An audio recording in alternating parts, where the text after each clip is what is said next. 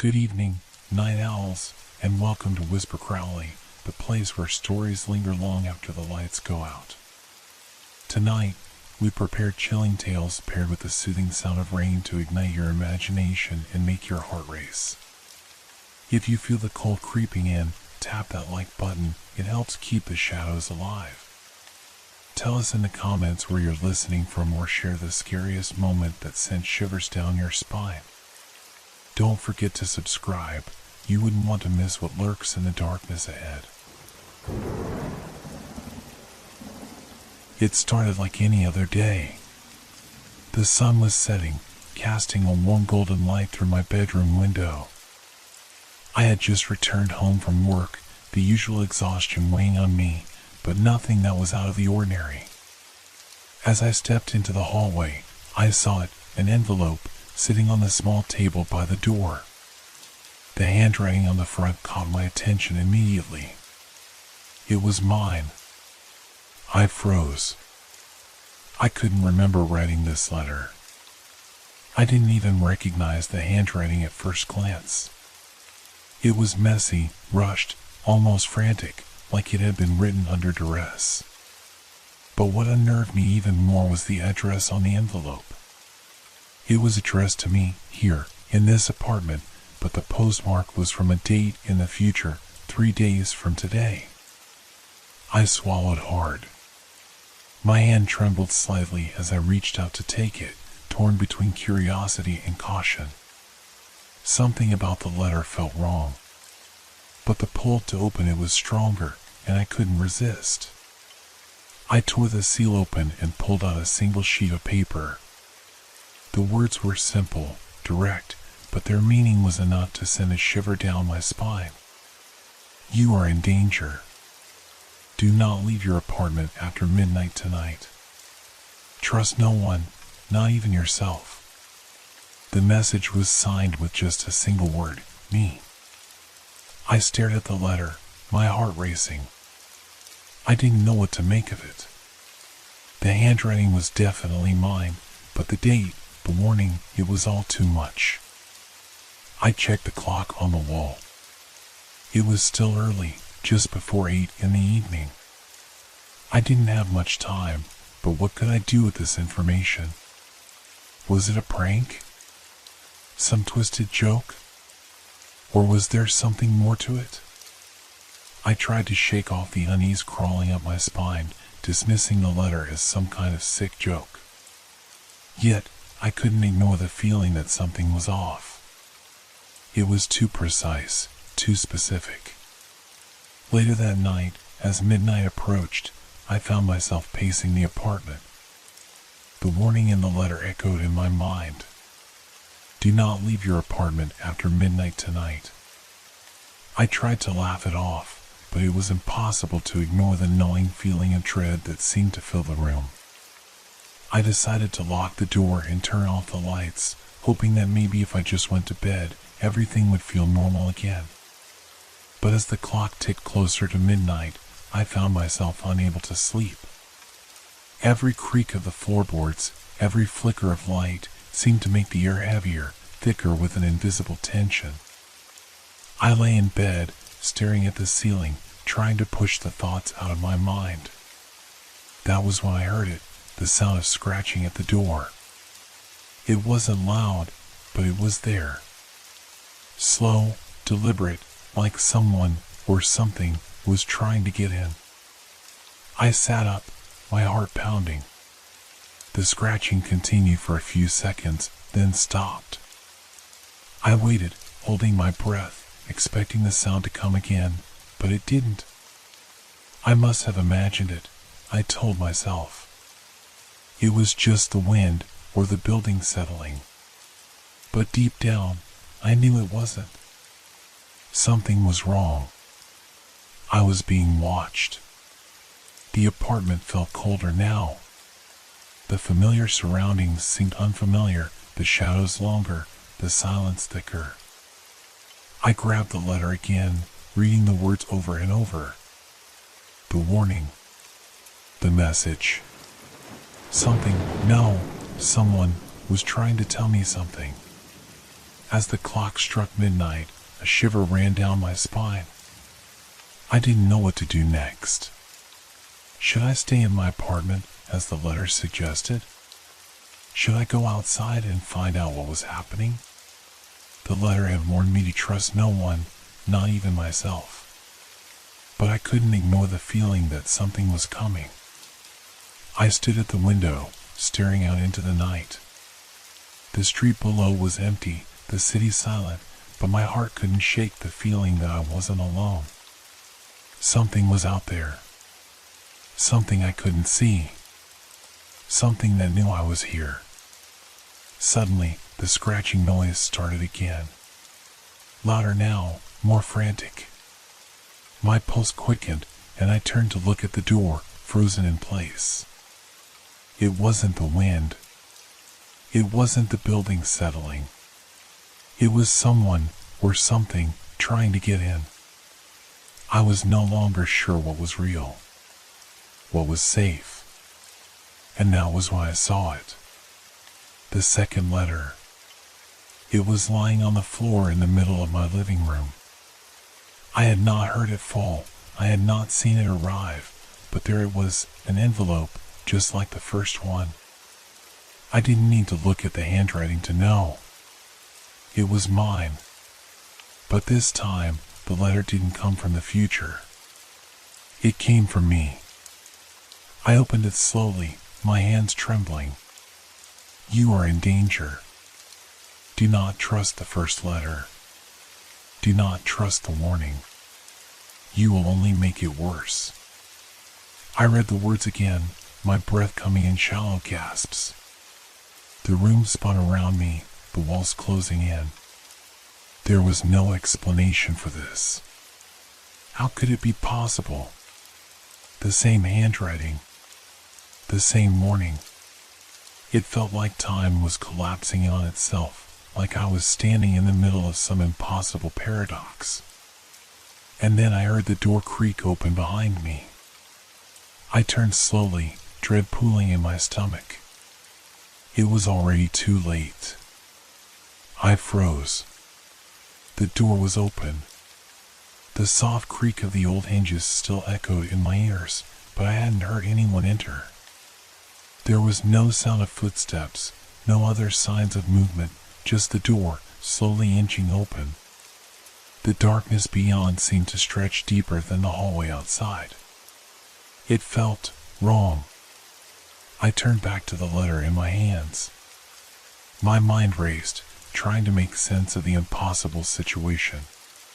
The first letter, its warning had been precise.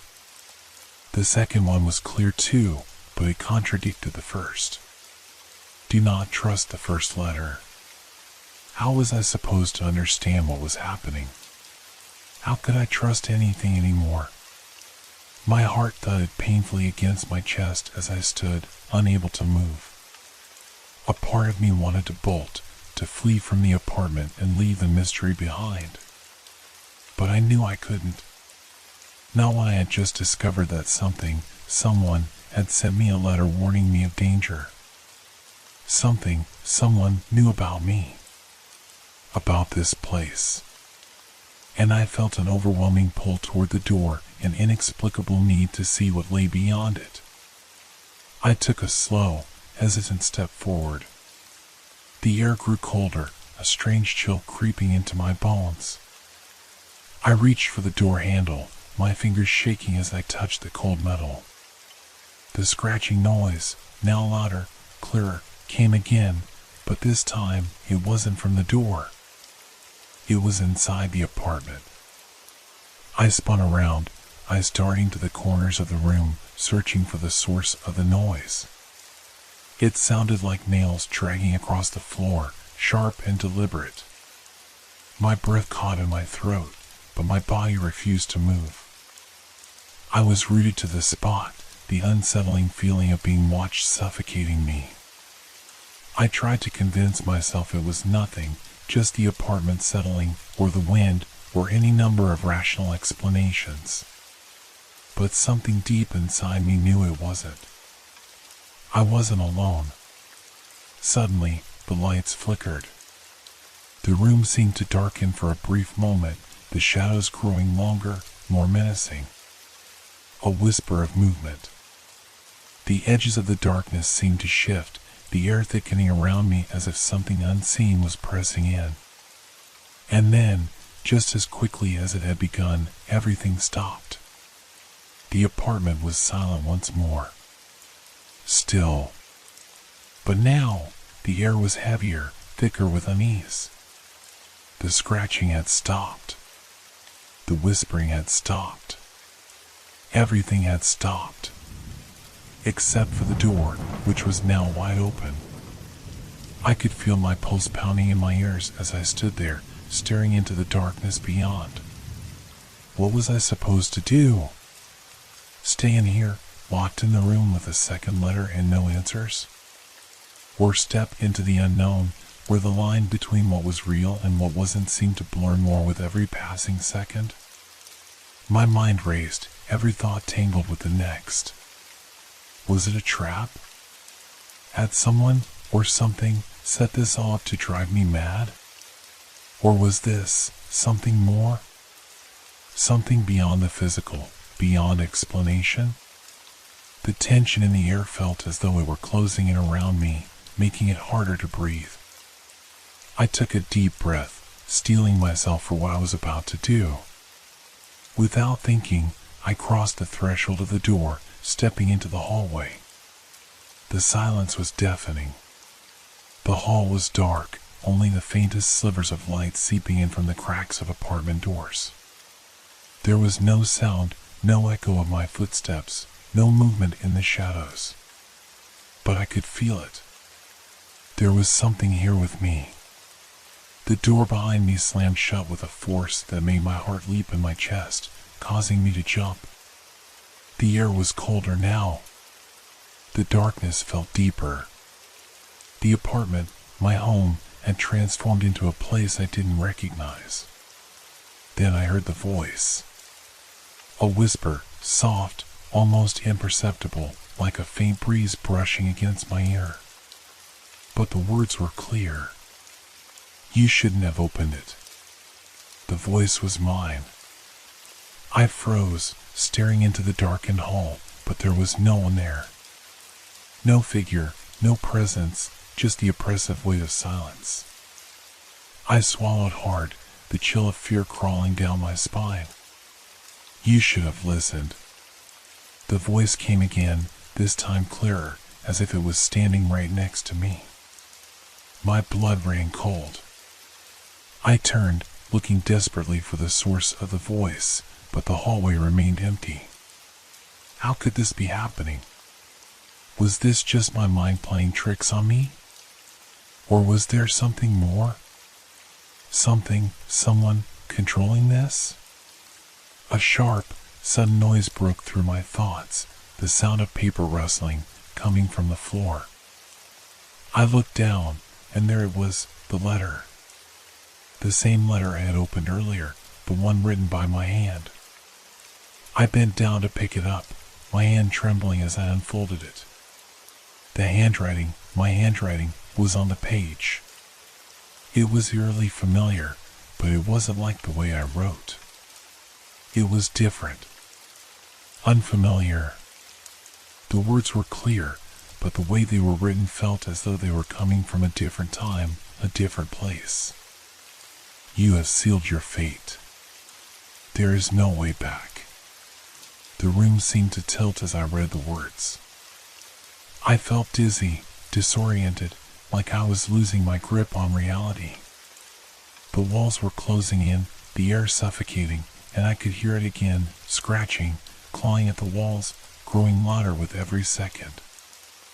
I couldn't move. I couldn't think.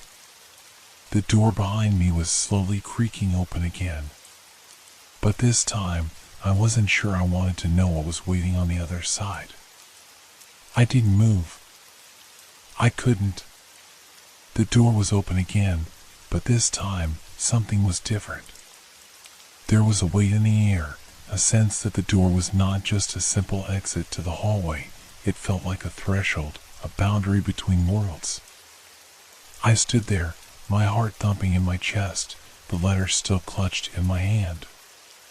My eyes were locked on the darkened corridor where I had once felt a strange pull. But now, it was more than that.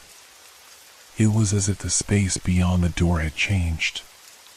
It wasn't just dark, it felt wrong. The shadows seemed to twist, like they were alive, breathing, pulsating with an energy I couldn't comprehend. The voice came again, but this time it was louder, more insistent. "Don't go any further." It was my voice. But it wasn't. It was like a distorted version of me, twisted through some kind of filter, warped and echoing, as if I were hearing it from a distance, no, from a different time. I felt my legs tremble. The air seemed to close in around me, pressing against my chest, squeezing the breath from my lungs. My mind was in chaos. How could this be happening? How could I be hearing myself speak from some place I couldn't reach? The letter I held in my hand fluttered, the paper ruffling as if caught by an invisible wind. My own handwriting stared back at me, as if mocking me. "You should not have opened it." I took a step backward, my back slamming into the wall as I did. My breath was quick and shallow now. The room was spinning, my vision blurred with panic. But then, out of the corner of my eye, something moved. The shadows, shifting in ways that defied logic. I could see them now, the shapes forming in the dark, slow and deliberate. Figures. But they weren't quite human. Their movements were unnatural, jerky, like they were struggling to maintain form, as though they were caught in some sort of in-between state. I felt the cold seep into my bones as one of them came closer, the faint sound of footsteps growing louder. It wasn't the sound of feet on a floor, though. It was something else. It was dragging, scraping, like nails on glass. The figure was almost to me, its outline just visible in the dim light. I could make out the vague shape of a face, empty, hollow, its eyes dark voids staring right through me. I could feel it. It wasn't looking at me, it was looking through me, as though it didn't care if I existed at all. "Why did you open the door?" The voice came again. And this time, I wasn't sure if it was coming from the figure or from within my own head. It was one and the same. It was all connected. I was losing track of what was real. I had to move.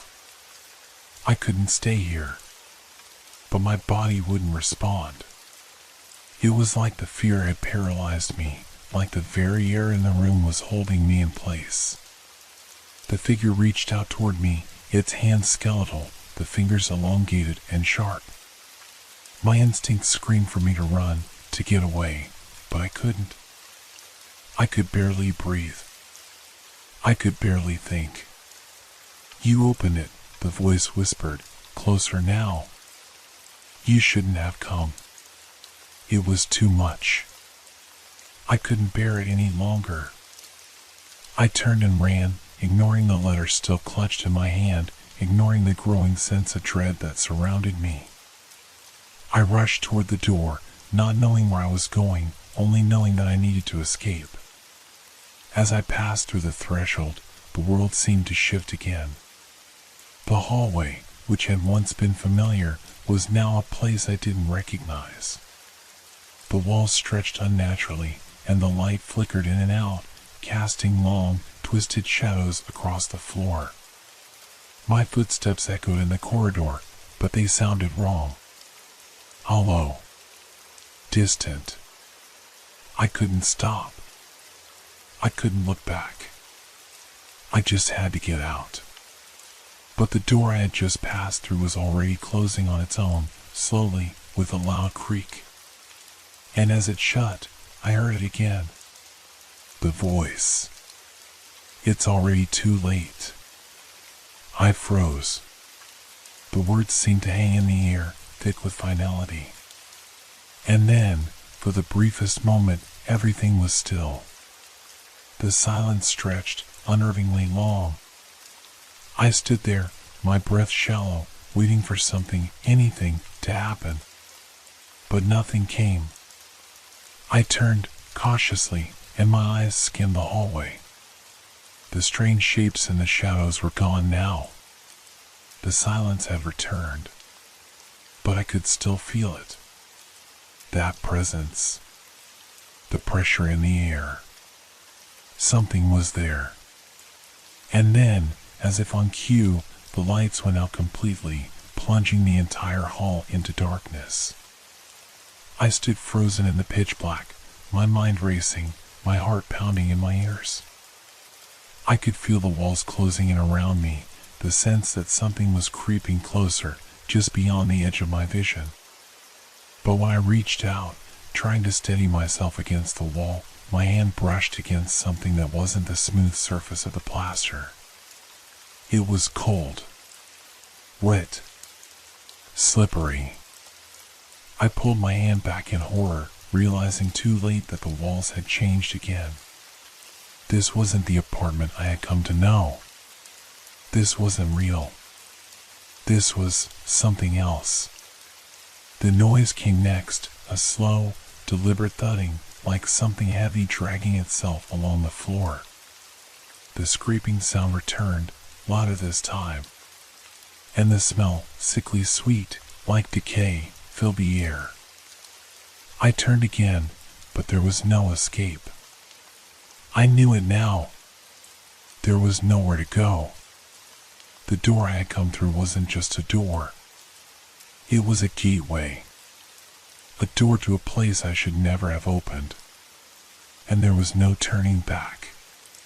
The thudding grew louder, more distinct, as if something, or someone, was crawling toward me. I pressed myself against the cold, damp wall, my body trembling with every inch of movement that echoed through the narrow corridor. The smell of decay grew stronger, overwhelming the staleness of the air. My hands were slick with sweat as I fumbled for a way out, any exit, any way to break free from this nightmare. I didn't know where the sound was coming from. The hallway was pitch black, but I could feel it, the oppressive presence of something approaching. My heart raced faster with each passing moment, each scratch and scrape of something dragging across the floor, growing ever closer.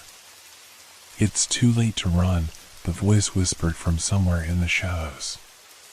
It was my voice, but warped, distorted like the air itself was bending it, twisting it into something sinister. "You can't escape."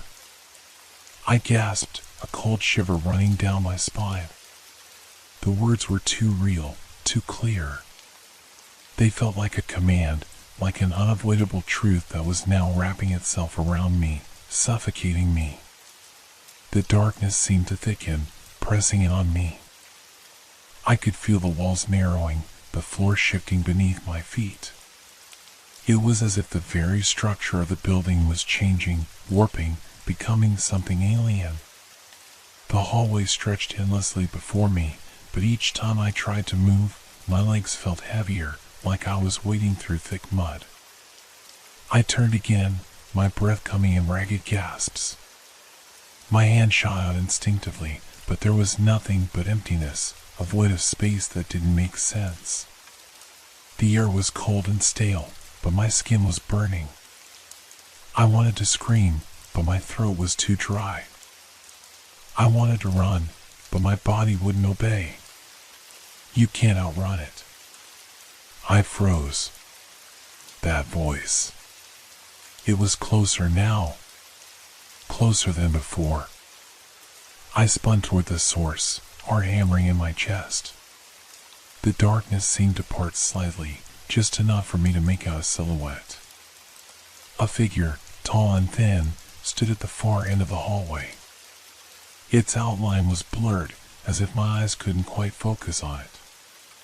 But the thing that stood there wasn't human. I could feel it. I could sense it, even though I couldn't see it clearly. The air grew colder. My breath turned to mist in front of me, but it wasn't just from the temperature. It was as though my very soul was freezing. The figure took a step forward, its limbs jerking unnaturally, each movement slower than the last, like it was forcing its body into motion. "Why did you open it?" The voice came again, but this time it wasn't just in my head. It was physical, a whispered breath in my ear. "Why did you let it in?" I staggered back, my hand brushing against the wall for support, but the wall wasn't solid anymore. It was slick. Wet. I recoiled, disgusted by the sensation, but I couldn't pull away fast enough. The floor beneath me felt like it was alive, like it was shifting, pulsating, like it was part of the thing coming toward me. Another step, and the figure was closer. I could feel its presence now, the weight of its gaze pressing on me, even though I couldn't see its eyes. Its face was a blur of shadow and light, but I could feel its cold, unnatural stare piercing through me. The room itself seemed to bend under the weight of its proximity. "You opened it." The voice was clearer now, and for the first time, I realized that the voice wasn't just speaking. It was alive. It was part of the creature. Part of the thing that was stalking me. It reached out, its long fingers stretching toward me with a slow, deliberate motion. The fingers looked elongated, too thin, like they didn't belong. Like they were wrong. My stomach twisted as it closed the distance between us. I could hear the rustling of fabric, but it wasn't fabric. It was something else. Something too unnatural for this world. "It knows you're here." I didn't know what it meant, but I didn't want to find out. Panic surged through me. My body reacted before my mind could catch up, and I turned, sprinting down the hallway as fast as I could. I didn't know where I was running to, but I couldn't stay here. Not with that thing close behind. My footsteps were deafening, echoing through the empty hallway as I ran, but they weren't my footsteps. They were distorted, off. They sounded like they were coming from somewhere else, like there were multiple pairs of feet slamming against the floor. I glanced behind me, but the hallway was still empty. The feeling of being followed, of something close behind me, was growing stronger with every step. I could feel the darkness pressing in on me, suffocating me. The air seemed heavier, more oppressive, as if the very space around me was closing in. The walls, the ceiling, everything seemed to be shifting, warping, bending. I rounded a corner, but there was no escape. There was no way out. The hallway stretched on endlessly, an infinite loop, as if the building itself was alive, and it was trapping me here. "You opened it." The voice echoed again, louder this time, and I could feel the thing's presence right behind me, just out of sight. The sound of its dragging footsteps was deafening now, growing louder with each step I took. It was too close. I could feel its cold breath on the back of my neck, could feel its fingers reaching for me, but every time I looked over my shoulder, it wasn't there. I slammed my fists into the walls, desperate, trying to make sense of everything, but it only made the dark, twisted world around me feel more real. More dangerous. I wasn't just running anymore. I was fleeing. And I didn't know where it would end. I kept running, but the world around me no longer made sense. The walls, once solid and familiar, now shifted with every breath I took, warping in unnatural ways. It felt like the very fabric of reality was coming undone. I turned a corner, only to find myself back where I started, at the same hallway that had stretched on endlessly before. Panic surged through my chest. This wasn't possible. I had been here already. I knew I had. "You can't escape." The voice was no longer a whisper. It was a guttural growl, a deep, resonant sound that vibrated through my bones. I could feel it inside me, clawing at my insides, and my chest tightened as I fought to breathe. I stumbled backward, my legs weak from running, my mind spinning with fear. I wanted to scream, but my throat felt raw, as though something was tightening around it. A cold, paralyzing fear gripped my heart, and I couldn't shake the feeling that whatever was following me, whatever was hunting me, was getting closer. I whipped around, expecting to see the thing. But it wasn't there. There was nothing behind me. The hallway was empty. I could hear my breath coming in short, desperate gasps, but the silence that followed was suffocating. It was as if the world had gone completely still. Nothing moved. Nothing made a sound. Just the sound of my own heartbeat pounding in my ears. And then I saw it. At the far end of the hallway, a door creaked open. The light beyond it flickered, casting strange, erratic shadows across the walls. It was the same door I had seen earlier, the one that had opened by itself, but this time something was different. Something felt wrong. It was as if that door wasn't meant to be there at all. "Come closer." The voice came again, but this time it wasn't just in my head. It was coming from behind that door. It was calling me. And somehow, I knew I had to go to it. Not because I wanted to, but because there was no choice. My legs moved before I could stop them, my body drawn toward that door as though it had a gravitational pull. I took one shaky step forward, and then another, the air growing colder with each movement. The hallway felt even darker now, the shadows deeper, stretching longer as if they were alive, reaching out to grab me. My breath caught in my throat as the door loomed closer. My heart raced in my chest, louder than ever. I could hear the faint sound of a clock ticking in the background, slow and methodical, but the sound felt wrong. It was distorted, like the ticking of an ancient timepiece, a thing that had long stopped keeping track of time. "It's time." The voice, now unmistakably mine, echoed through the hallway, its distortion sharp and painful. I reached the door, and before I could stop myself, I pushed it open. The room beyond was bathed in an eerie light, flickering like a dying candle. The air was thick with dust, the furniture old and rotting, but what struck me the most was the feeling of familiarity. This room, it was my room. Or at least, it was supposed to be. The same bed, the same desk, the same curtains I had left behind when I first moved into this building. But something was wrong. Everything in the room was slightly off. The proportions were wrong, the angles too sharp, as if the very space itself had been twisted. The walls bent inward like the inside of a distorted funhouse mirror.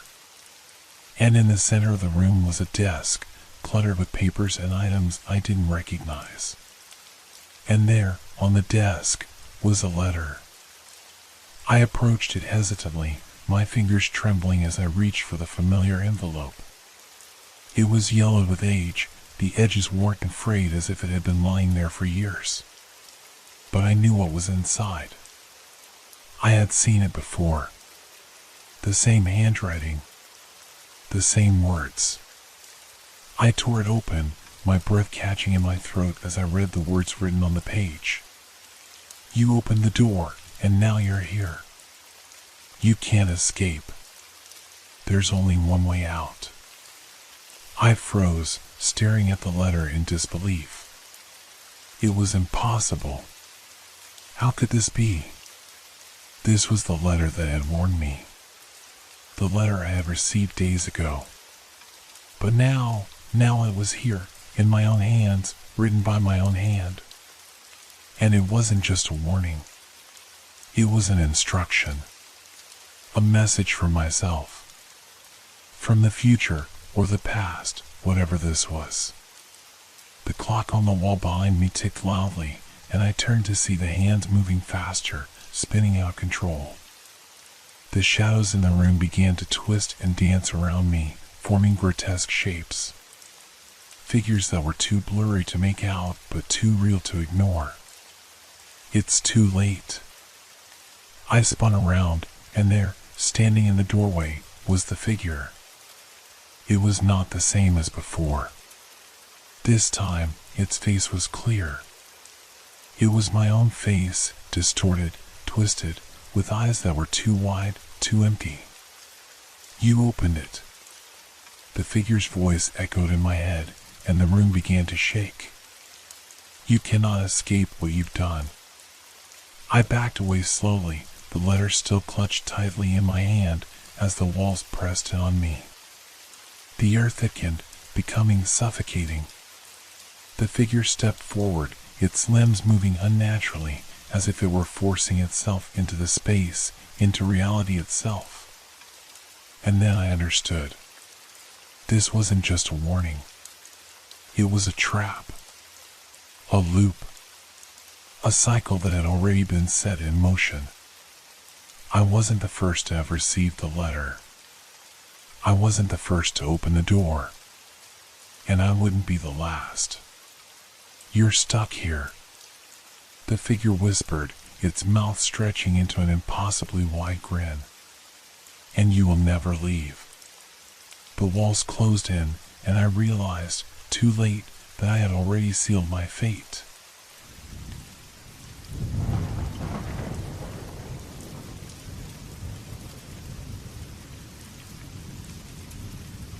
Do you believe in coincidences?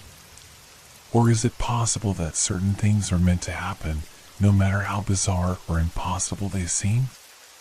That was the thought racing through my mind as I stood at the entrance of the newly discovered corridor in the basement of my apartment building. It all started on an ordinary Tuesday evening. I was heading down to the basement to grab a box of winter clothes from my storage unit. The air in the stairwell smelled faintly of damp cement, and the flickering fluorescent light above buzzed like an agitated insect. The moment I stepped into the basement, something felt off. For as long as I've lived here, the basement had been nothing more than a grid of storage units and utility spaces. Yet now, amidst the familiar cement walls and metal doors, there was a new passage. It wasn't just any passage. The walls were the same dull gray as the rest of the basement, but the edges of the corridor seemed wrong. They flickered faintly at the corners of my vision, as if they were slightly out of focus. The air was cooler, with an almost imperceptible draft carrying a scent I couldn't place, earthy yet metallic. At first, I thought it might have been a renovation project that the landlord had forgotten to notify us about. But the longer I stared, the more I doubted. Who digs a corridor like this without leaving any signs of construction? There were no tools, no debris, no markings, just an eerily pristine tunnel stretching beyond the reach of the basement's dim light. I felt a shiver down my spine, but curiosity got the better of me. "Hello?" I called out, my voice echoing faintly down the passage. No response. Just the distant sound of dripping water, though I couldn't recall any pipes in that part of the basement. I hesitated. The rational part of me wanted to turn back, but something about the corridor felt magnetic. My feet moved almost on their own, stepping into the unfamiliar space. The further I went, the quieter the basement sounds became, as though the corridor absorbed them. The walls seemed to close in the further I walked. What initially felt like a straight tunnel now twisted subtly, leading me in a direction I couldn't quite determine. The draft grew colder, and the metallic scent became stronger, almost like blood. Suddenly, I froze. There was a sound, a faint, rhythmic shuffling coming from further ahead. It didn't sound mechanical, and it definitely wasn't water. It was deliberate. Human, perhaps? "Hello?" I called again, my voice trembling now. The shuffling stopped. I took a step back, but my foot landed on something soft. I jumped and turned, only to find an old rag on the floor. Except it wasn't a rag, it was fabric, torn and stained. A cold sweat broke out on my forehead. I looked back toward the basement entrance, but the corridor had twisted so much that the way I had come was no longer visible. Panic began to creep in. I turned forward again, hoping to find some clue, some explanation, but the corridor seemed endless. Just turn back, I muttered to myself. It's not worth it. I started retracing my steps, or at least, I thought I was. Every turn looked identical to the last. The faint shuffling noise returned, louder now, and accompanied by something else. Breathing. Who's there? I shouted, my voice cracking. No answer. The breathing grew closer. It wasn't just behind me, it was above me, below me, all around me. My heart pounded as I began to run, but the corridor seemed to shift with every step. Corners appeared where there were none before. The walls seemed to pulse, subtly closing in. I tripped and fell hard onto the cold, uneven floor. When I looked up, the corridor was different again. The walls weren't cement anymore, they were stone, damp and ancient looking, covered in strange, unfamiliar markings. And then, I saw it. At the edge of the flickering light, a shadow moved, not the kind cast by a person, but something deeper, darker, and alive.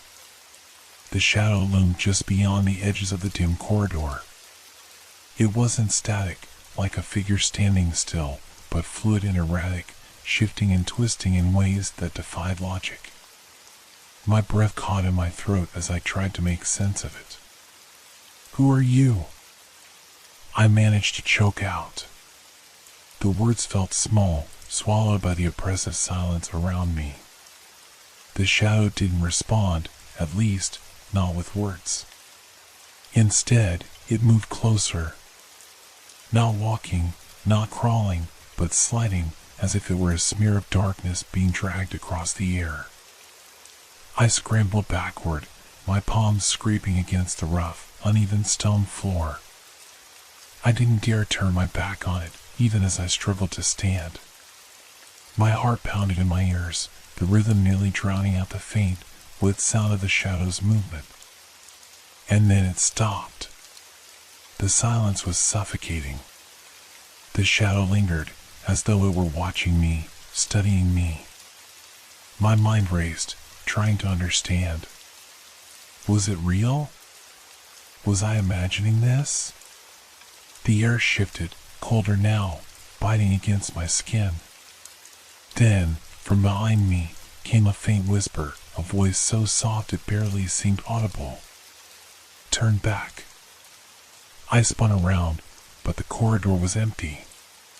The whisper came again, this time louder, more insistent. Turn back before it sees you. Before what sees me? I shouted, my voice trembling. The whisper didn't answer. Instead, the corridor began to change again. The walls pulsed, the markings on the stone shimmering faintly like they were alive. The corridor stretched, bending impossibly in directions that made no sense. What had been a straight path was now a labyrinth of twisting passages. Panic surged through me. I picked a direction, any direction, and ran. My footsteps echoed in the endless maze, overlapping with the faint breathing and shuffling that seemed to follow me wherever I went. The walls felt closer now, as if they were tightening around me. My fingertips brushed against the damp stone, and I realized I couldn't keep running aimlessly. I needed to think, to find a way out. I stopped to catch my breath, leaning against the wall. That's when I noticed it, a faint, glowing symbol etched into the stone. It pulsed with a soft, white light, unlike anything I'd ever seen. The lines were intricate, forming a pattern that seemed familiar, yet alien. I reached out, hesitating for a moment before tracing the symbol with my fingers. The stone was ice cold to the touch, and the moment my skin made contact, the light brightened. The corridor trembled. A low, guttural sound reverberated through the space, as though the labyrinth itself were groaning in protest. Then, without warning, the ground beneath me shifted. I stumbled, struggling to keep my balance as the floor tilted and the walls around me warped. It was as if the labyrinth was alive, and it didn't like me touching the symbol. The shadow returned, sliding into view from the corner of my eye. This time, it wasn't alone. There were more of them, shapeless, shifting masses of darkness, each moving with an unnatural fluidity. They didn't have eyes, yet I felt their gaze piercing through me, cold and unrelenting. I ran again, deeper into the maze. The corridors twisted and turned, leading me in circles, but I didn't stop. The whispers grew louder, overlapping into an incoherent cacophony. You shouldn't be here. It's watching. You can't escape. My lungs burned, my legs ached, but I kept moving. Every turn felt like a gamble, every corner hiding the possibility of more shadows. At last, I stumbled into a larger chamber. The space was vast, the ceiling high above, vanishing into darkness. The walls were covered in more of the glowing symbols, each one pulsating faintly. In the center of the room stood something that made my blood run cold. It was a door. Tall, ancient, and carved from black stone, the door radiated an unsettling energy. Its surface was covered in the same intricate patterns as the walls, but these symbols glowed red, not white. They seemed to writhe, shifting and twisting as I stared at them. For a moment, I thought I could hear a faint sound coming from behind the door, a rhythmic pounding, like a heartbeat. The shadows were closing in now, surrounding the chamber. I could feel their presence, heavy and oppressive, pressing against me from all sides. And then I heard it, the sound of the door unlocking. The low, grinding sound of stone scraping against stone echoed through the chamber. I froze, my eyes fixed on the door as it began to shift. The intricate symbols on its surface glowed brighter, pulsing in time with the rhythmic pounding behind it. No, I whispered, though I didn't know who or what I was pleading with. The air grew thicker, heavy with a suffocating energy that pressed down on my chest. My body screamed at me to move, to run, but my legs felt like they were rooted to the ground. The door groaned, and a narrow crack appeared at its center, revealing only darkness beyond. From the blackness came a sound, deep, guttural, and alive. It wasn't a growl or a roar, but something worse, something primal. The kind of sound that reached into your soul and dredged up every buried fear you thought you'd forgotten. Behind me, the shadows shifted, moving closer. I could feel the cold of their presence creeping along my skin.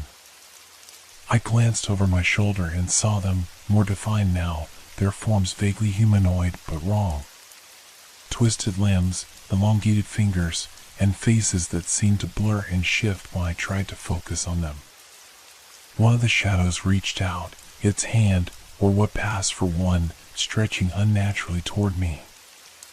I stumbled backward, my heel catching on the uneven stone floor. The movement seemed to break the spell of my paralysis, and I turned toward the door.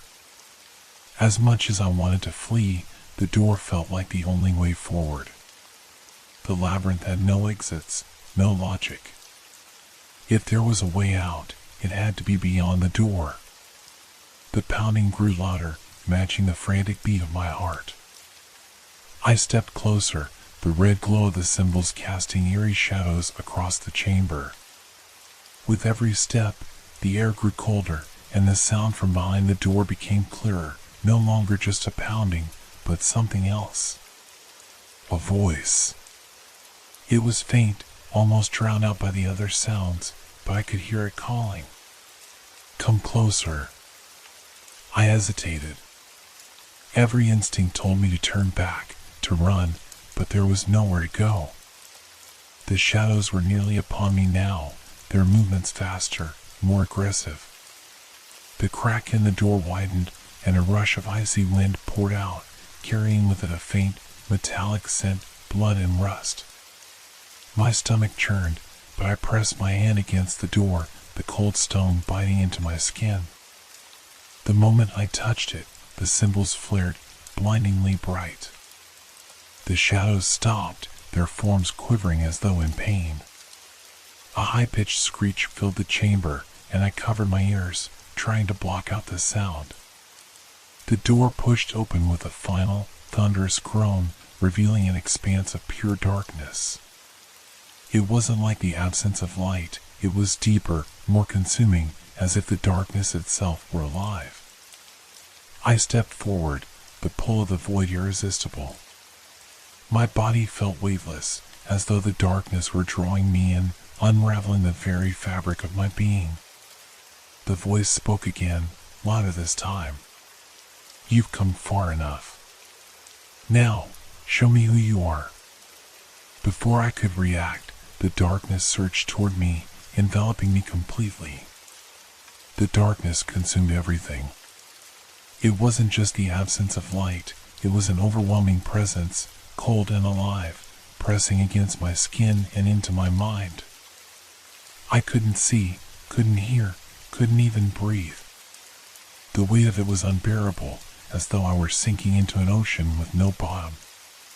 And then, faintly, I felt it, a heartbeat. Not my own, but something vast and alien. It pulsed through the void, each beat reverberating in my chest like a drum.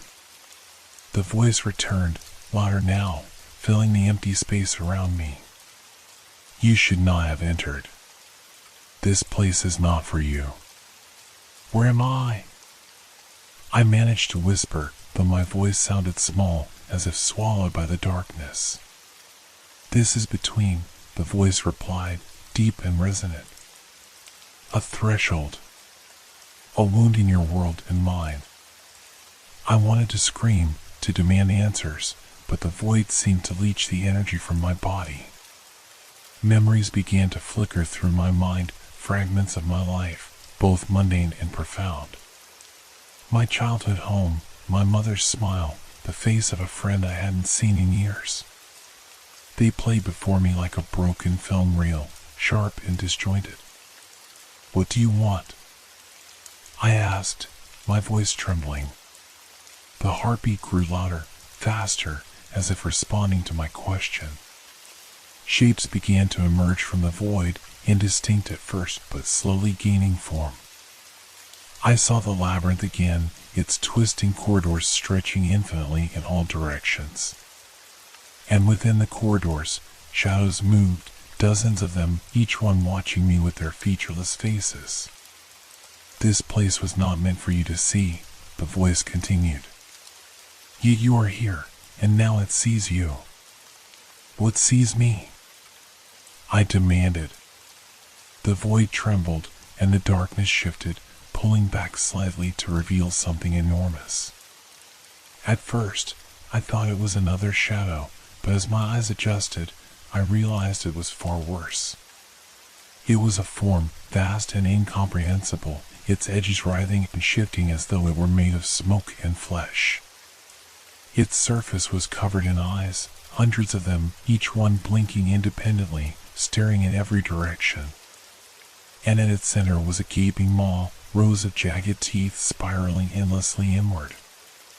My legs gave out, and I fell to my knees, unable to look away. The creature pulsed with the same rhythm as the heartbeat, each throb sending waves of energy through the void.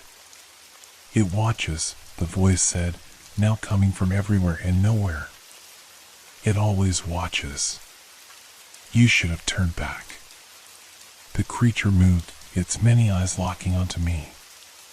A sharp, piercing sound filled my head like nails scraping against glass.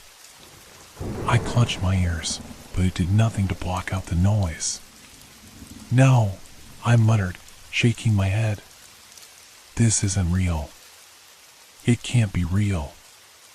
But it was. Every fiber of my being screamed that this was real, more real than anything I'd ever experienced. The creature began to shift closer, its form bending and folding in ways that defied logic. The eyes seemed to burn into me, each one digging into my mind, peeling away layers of thought and memory. "You have seen too much," the voice said. "And now you belong to it." "No!" I screamed, forcing myself to stand. The darkness pressed against me, but I pushed forward, stumbling toward the faint glimmer of light I thought I could see in the distance. The creature let out a deafening roar, a sound that shook the void itself. The ground beneath me crumbled, and I fell, tumbling into the endless black. The last thing I saw was the creature's eyes, burning bright and unrelenting before the light consumed me. I awoke on the cold, damp floor of the basement. The familiar scent of cement and mildew filled my nostrils, a stark contrast to the metallic tang of the void. My body ached, my limbs trembling as I pushed myself upright. The corridor was gone, replaced by the familiar grid of storage units and utility spaces. For a moment, I thought I had imagined it all. But then I saw the symbols. They were faint but unmistakable, etched into the wall beside me, glowing faintly with the same pulsating light I had seen in the labyrinth. My heart sank as the memories rushed back, the shifting corridors, the shadows, the creature with its endless eyes. I staggered to my feet, clutching the wall for support. The basement was silent now, unnaturally so. The faint hum of the building's boiler, the occasional creak of pipes, all the usual sounds were absent. It was as if the basement itself were holding its breath. I turned toward the stairs, desperate to leave. My legs felt like lead, but I forced myself to move one step at a time. When I reached the stairwell, I paused. The light above flickered erratically, casting long, distorted shadows on the walls. Something was wrong. The stairs seemed to stretch endlessly upward, far longer than they should have. I took a hesitant step, and the air grew heavier, pressing against my chest like the void had followed me back. "Not again," I whispered, gripping the handrail tightly. I climbed, each step feeling like a monumental effort. The walls around me seemed to ripple, and the shadows moved in ways that didn't match my movements. My breathing grew ragged, panic clawing at the edges of my mind. Finally, I reached the door to the ground floor. I shoved it open, stumbling into the familiar hallway of my building. Relief flooded through me, but it was short-lived. The hallway was empty. The lights were dim, casting an eerie glow over the peeling wallpaper. I could hear faint whispers, distant and indistinct, coming from nowhere and everywhere at once. I ran to my apartment, fumbling with the keys before shoving the door open. Once inside, I locked it behind me, leaning against the door as I tried to catch my breath. The silence in my apartment was suffocating. I turned on every light, every lamp, chasing away the shadows that seemed to linger in the corners. But I couldn't shake the feeling that I wasn't alone. I caught my reflection in the mirror by the hallway, and my blood ran cold. The person staring back at me wasn't quite me. The eyes were wrong, darker, as though the void had left a piece of itself inside me. And then, just for a moment, I saw it, the faint outline of a shadow behind me. It was still watching. I don't go near the basement anymore. I've told myself 100 times to move, to leave this building and never look back. But deep down, I know it wouldn't matter. The labyrinth, the void, the creature, they're not confined to a place. They're a part of me now. At night, I hear the whispers. I see the symbols etched into the walls, glowing faintly when the lights are off. And in my dreams, I return to the labyrinth, walking its endless corridors, always searching for a way out. But there is no escape. It's watching. It always watches.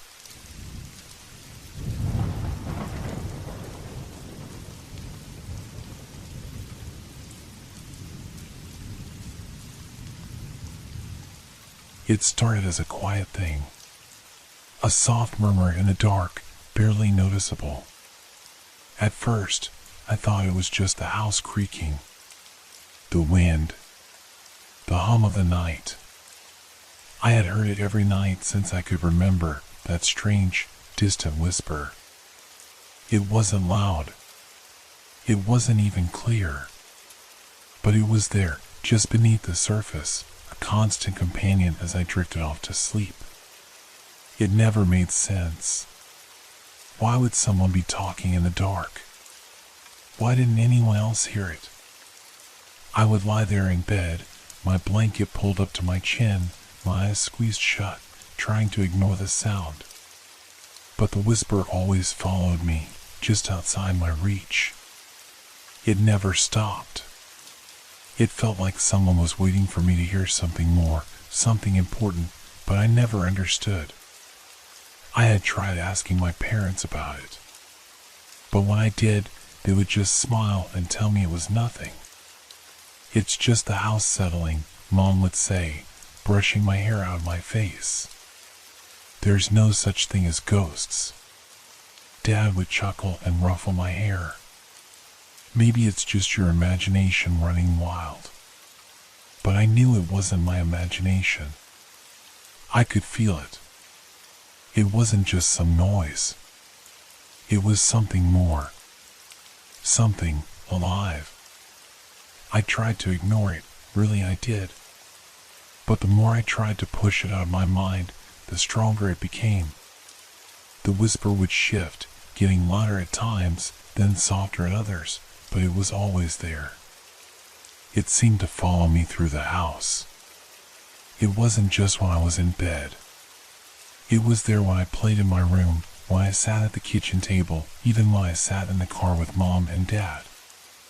It was always a soft murmur, like someone talking just beyond my hearing, just out of reach. One night, after an unusually long day at school, I climbed into bed, tired but restless. The room was dark except for the faint glow of the streetlight filtering in through my window. I pulled the blanket tight around my shoulders, trying to block out the cold air. But the whisper came, as it always did. At first, I thought nothing of it. I shut my eyes and tried to fall asleep. But tonight was different. The whisper wasn't like the others. It was clearer. It was closer. I opened my eyes, heart racing, and strained to listen. "Can you hear me?" The voice was soft, barely audible, but unmistakable. It sent a chill running down my spine. I held my breath, terrified that even breathing might make it go away. But the whisper didn't stop. It lingered, like it was waiting for something. I felt my pulse quicken. My room was still. Too still. I glanced around, the shadows of the furniture stretching long across the floor, cast by the dim light from the window. I could hear nothing but the whisper, getting louder now, more insistent. "You shouldn't be here." My heart pounded in my chest. I pulled the blanket tighter around me, my hands trembling as I clutched it, trying to make myself as small as possible. The room felt different now. The air was thick, heavy. It felt like the walls were closing in. I wasn't alone anymore. There was something in my room with me. A noise, barely a rustle, came from the corner. My eyes darted there immediately, but I saw nothing. The room was empty. I swallowed hard, trying to calm myself, but the whisper only grew louder, more urgent. "You're not alone." My breath caught in my throat. I blinked, trying to focus, but the shadows seemed to move, shifting in the corners of the room as if they were alive, stretching and twisting in unnatural ways. The whisper was everywhere now, all around me, as if it was coming from the walls themselves. "Look." I froze, my blood turning to ice. That voice, my heart stopped for a moment. It wasn't just a whisper anymore. It was clear, unmistakable, and it was coming from behind me. I slowly turned my head, my breath coming in shallow gasps. The darkness in the room seemed to swirl and pulse, and there, standing just beside my bed, was a shadow. At first, it looked like a trick of the light, just a shape in the corner of my vision. But as my eyes adjusted to the dark, I could see it more clearly. It wasn't a trick. It was a figure. It was tall, too tall, standing there like it was waiting for me to notice. The shadows seemed to melt around it, clinging to the edges of its form, making it hard to see clearly. But I could feel it. I could feel its presence, cold and heavy, pressing down on me. "I've been waiting for you." I wanted to scream, but the words stuck in my throat. My body refused to move.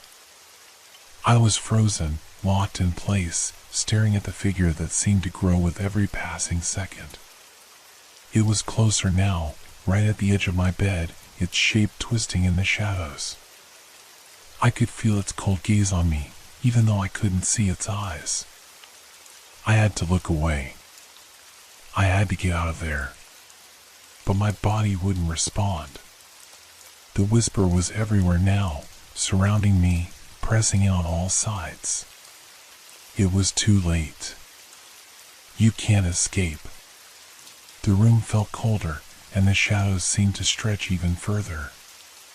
My heart pounded in my chest, and the whisper continued, growing louder and more frantic. The figure was right there, just inches away from me, and I could feel its breath, cold and damp against my skin. And then, the whisper stopped. Silence. The figure was gone. But the terror remained. The whisper was still there, deep inside me, lingering, waiting. And now, it was not just a sound. It was a feeling. A presence. Something that would never leave. The silence after it left was almost worse than the whisper itself. I lay there in the dark, eyes wide open, my heart racing in my chest. The shadows in my room were no longer just shadows. They felt alive, like they were watching me, waiting for me to make a move. The air was thick, suffocating, as if the room itself was holding its breath. I didn't dare move. I didn't dare blink. I kept my eyes fixed on the spot where the figure had been, convinced that if I looked away, it might return. The cold, damp feeling still lingered in the room, and my hands were clammy as I gripped the blanket tighter, trying to find some comfort in its softness. But there was no comfort. Not anymore. The whisper had stopped, but it hadn't gone away. It was still there, deep in the back of my mind, pressing against the walls of my thoughts. I could hear it in the silence, even when no sound reached my ears. "You're not alone." I shivered, the words replaying in my head, over and over, like an echo. I tried to convince myself that I was imagining things, that it was just a nightmare, that it wasn't real. But deep down, I knew it wasn't. It was too vivid, too real. And that terrified me more than anything. I tried to stay still, hoping that if I stayed perfectly quiet, it would go away. But the silence grew oppressive, the weight of it crushing. I couldn't escape it. I couldn't escape the feeling that something was still in the room with me. I tried to reach for the lamp by my bed, my hand trembling as I fumbled for the switch. I needed light. Light would chase away the darkness, wouldn't it? It would make everything okay again. But my fingers brushed against the cold metal of the lamp and I froze. The lamp was off. It had been off when I went to bed, just like every other night. But now, there was something strange about it. The switch felt wrong. It wasn't just cold metal anymore. It was smooth, too smooth, almost like the shape of a hand. My breath caught in my throat, and I yanked my hand away as if burned. I squeezed my eyes shut and tried to steady my breathing, trying to convince myself that it was just my imagination. "You're not alone." The whisper came again, louder this time. The words pressed into my skull, making my head spin. I opened my eyes again, and this time the room felt even darker than before. The shadows seemed deeper, stretching further than they ever had. The corners of the room were lost in darkness, and even the dim light from the street outside seemed to have been swallowed up. I slowly sat up in bed, my feet dangling over the edge, my heart pounding in my chest. I wanted to run. I wanted to scream. But I couldn't. Something was holding me there, a force stronger than fear, stronger than the terror that gripped me. I glanced around the room, looking for any sign of movement, any indication that something was watching me.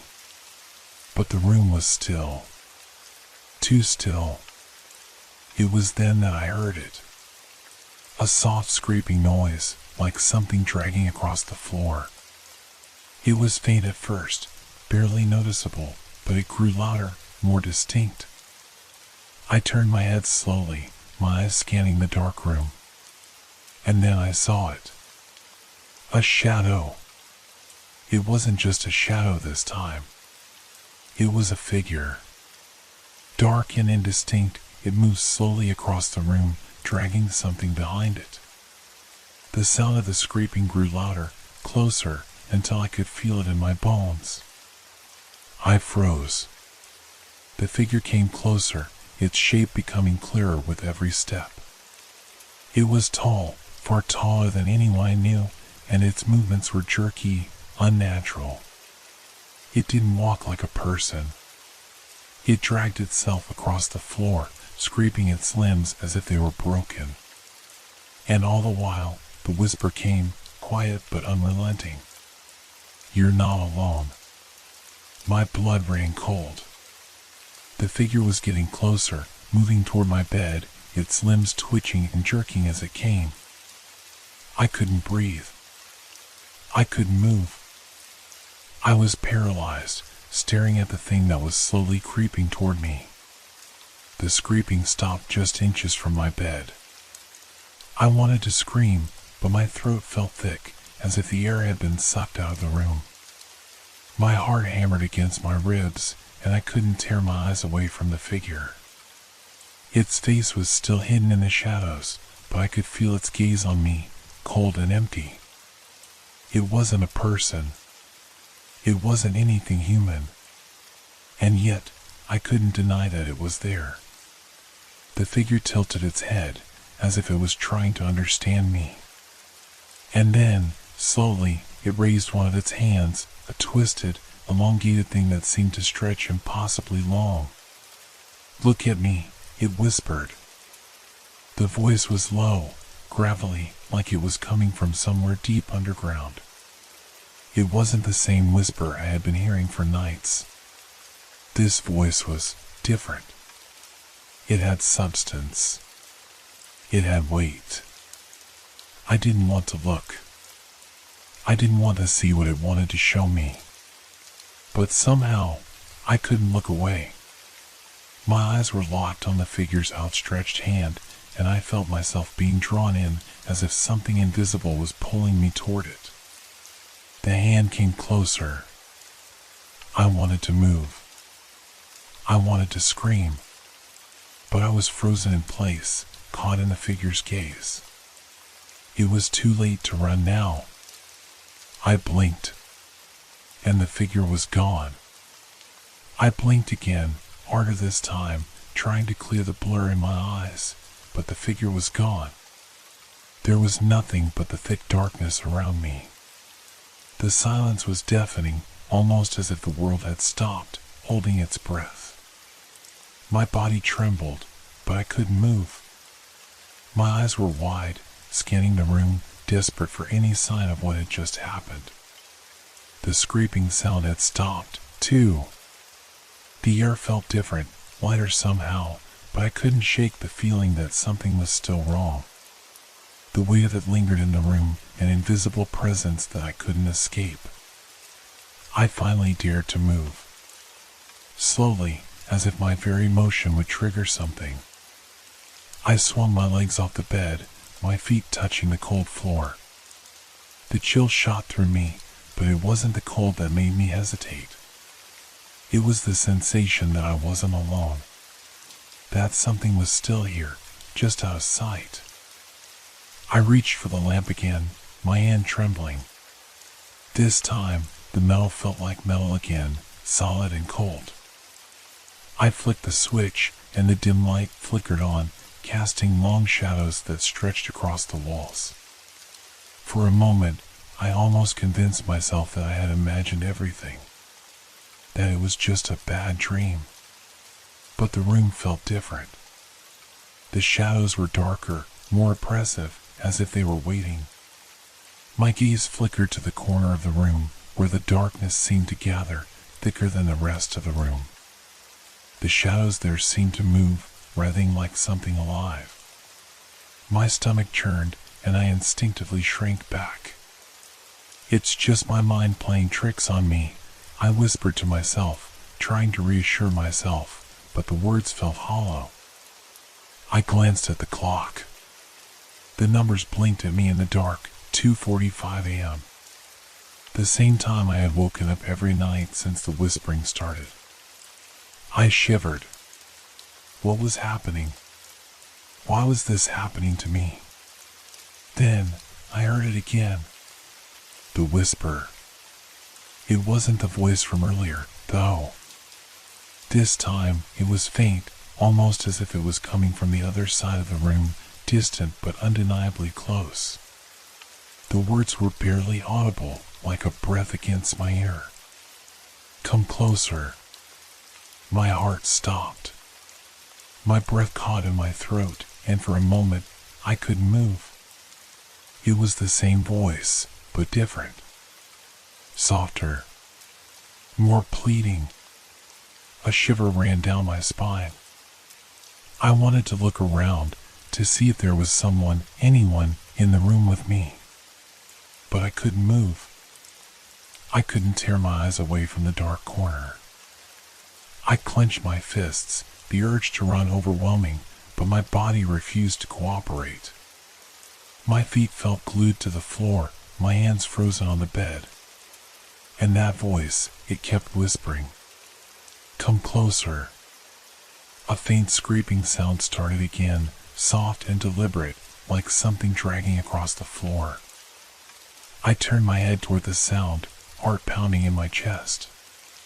The shadows in the corner of the room were deeper now, swirling like they were alive, like they were watching me. My body screamed for me to run, but my legs wouldn't move. I could only sit there, paralyzed by fear, listening to the scrape that grew louder, closer, until it was right next to me. Then, nothing. The room was still. Completely still. But I could still feel it.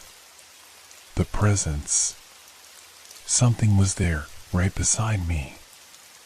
I glanced to my left, my body shaking uncontrollably. I saw it, just for a moment. A dark shape, towering over me. It was the same figure. I saw its outline, tall and distorted, its limbs impossibly long. I didn't dare blink.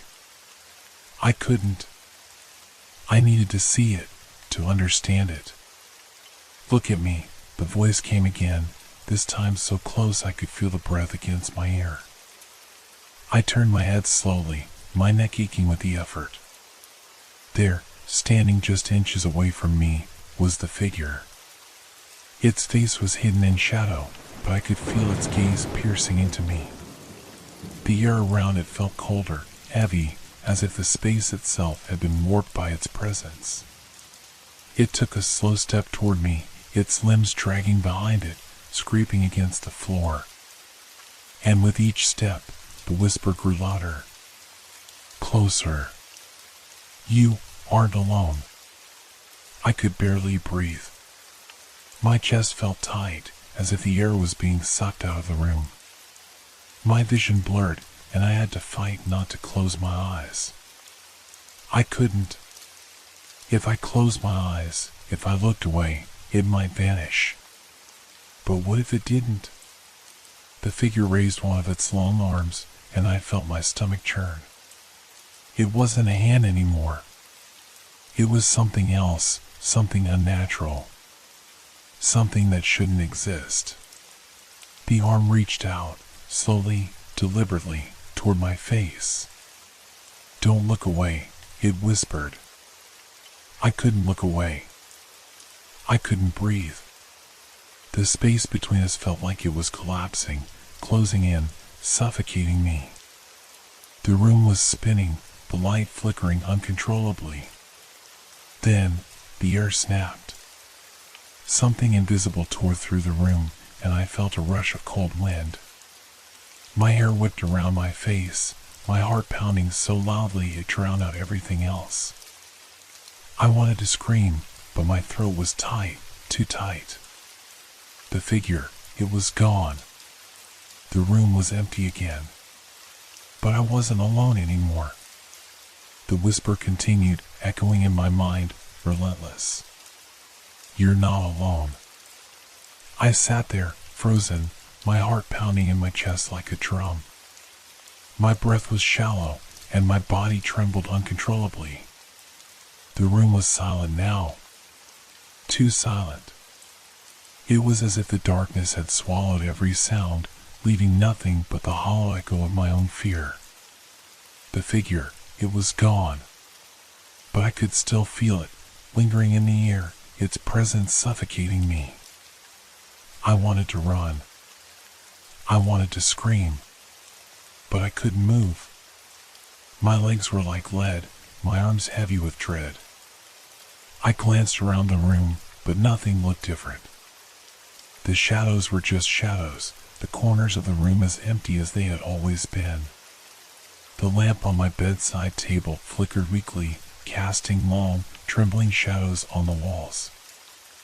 I could hear the faint hum of the city outside, the distant sound of traffic, but it all felt so far away. So insignificant. The whispers hadn't stopped. They were in my head now, swirling, repeating the same words over and over. You're not alone. I squeezed my eyes shut, trying to block out the voice, but it only grew louder, more insistent. It was everywhere, in the air, in the walls, in the very pulse of my thoughts. It was as if the words were alive, crawling beneath my skin. I couldn't take it anymore. I had to do something. I had to leave. I tried to push myself off the bed, but my limbs were stiff, reluctant to obey. It was like the room itself was holding me down, pressing me into the mattress, forcing me to stay. But I couldn't stay. I couldn't. With every ounce of strength I had left, I threw the blanket off and staggered to my feet.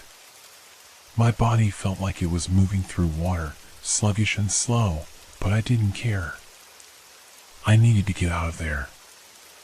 I needed to be somewhere else, anywhere else, away from that thing.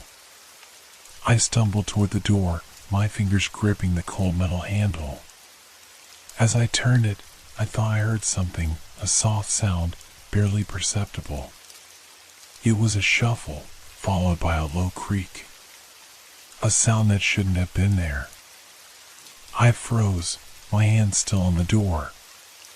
My pulse quickened, and I slowly turned to look behind me. The shadows had shifted. They were longer now, stretching toward the door like fingers, as if reaching for me. I could feel them closing in, creeping up the walls. The air was thick with the smell of dust and decay, and a new sound filled the room, the unmistakable sound of something scraping against the floor. It was closer this time. Too close. I couldn't breathe. I couldn't move. And then, from the corner of the room where the shadows had gathered, I saw it again. The figure. It was standing there, watching me. Its face was still hidden in the dark, but I could feel its eyes on me. The space around it seemed to warp, bend, as if the very fabric of reality was being distorted.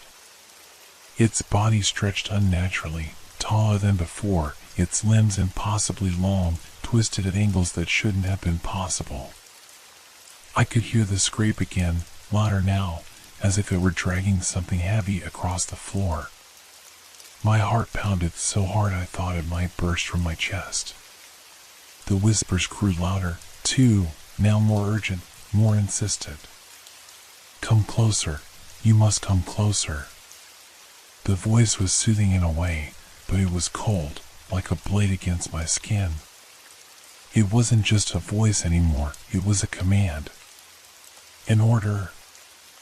I felt my feet move toward the figure before I could stop them. It was like my body wasn't my own, like the room was pulling me in, guiding me toward it. Closer. I tried to fight it, to scream, to break free, but my body wouldn't listen. The closer I got, the more the whispers filled my head. It was too much. I couldn't think. I couldn't escape.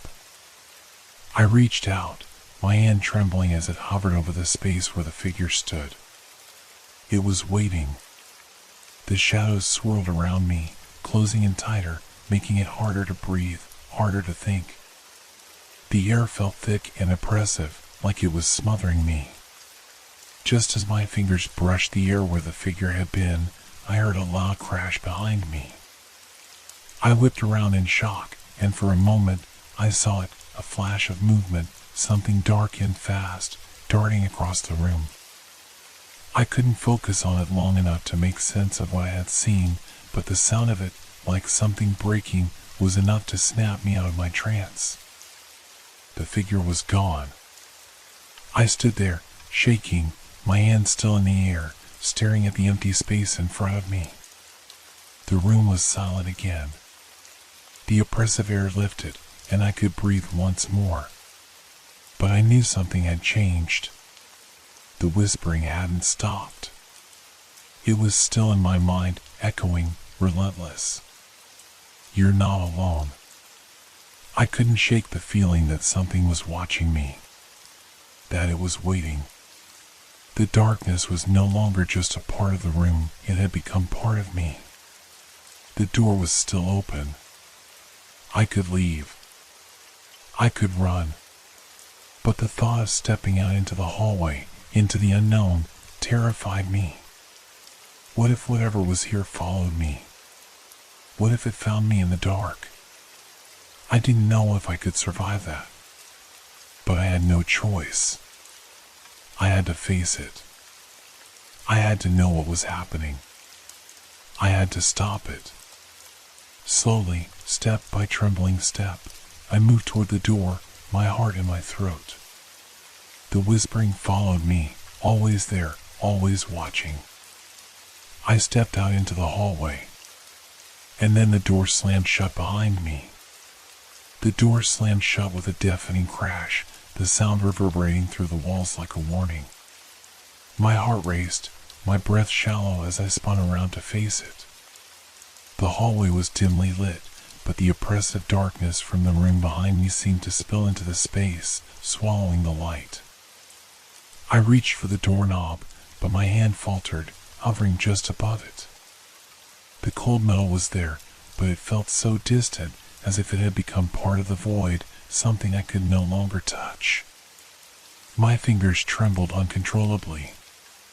My mind screamed at me to turn and run, to get as far away as possible, but my feet refused to move. The whispers had followed me, still swirling in my head, growing louder with each passing second. They were no longer just words, they were like a force, wrapping around my thoughts, pushing me, pulling me, urging me towards something I couldn't understand. "You're not alone."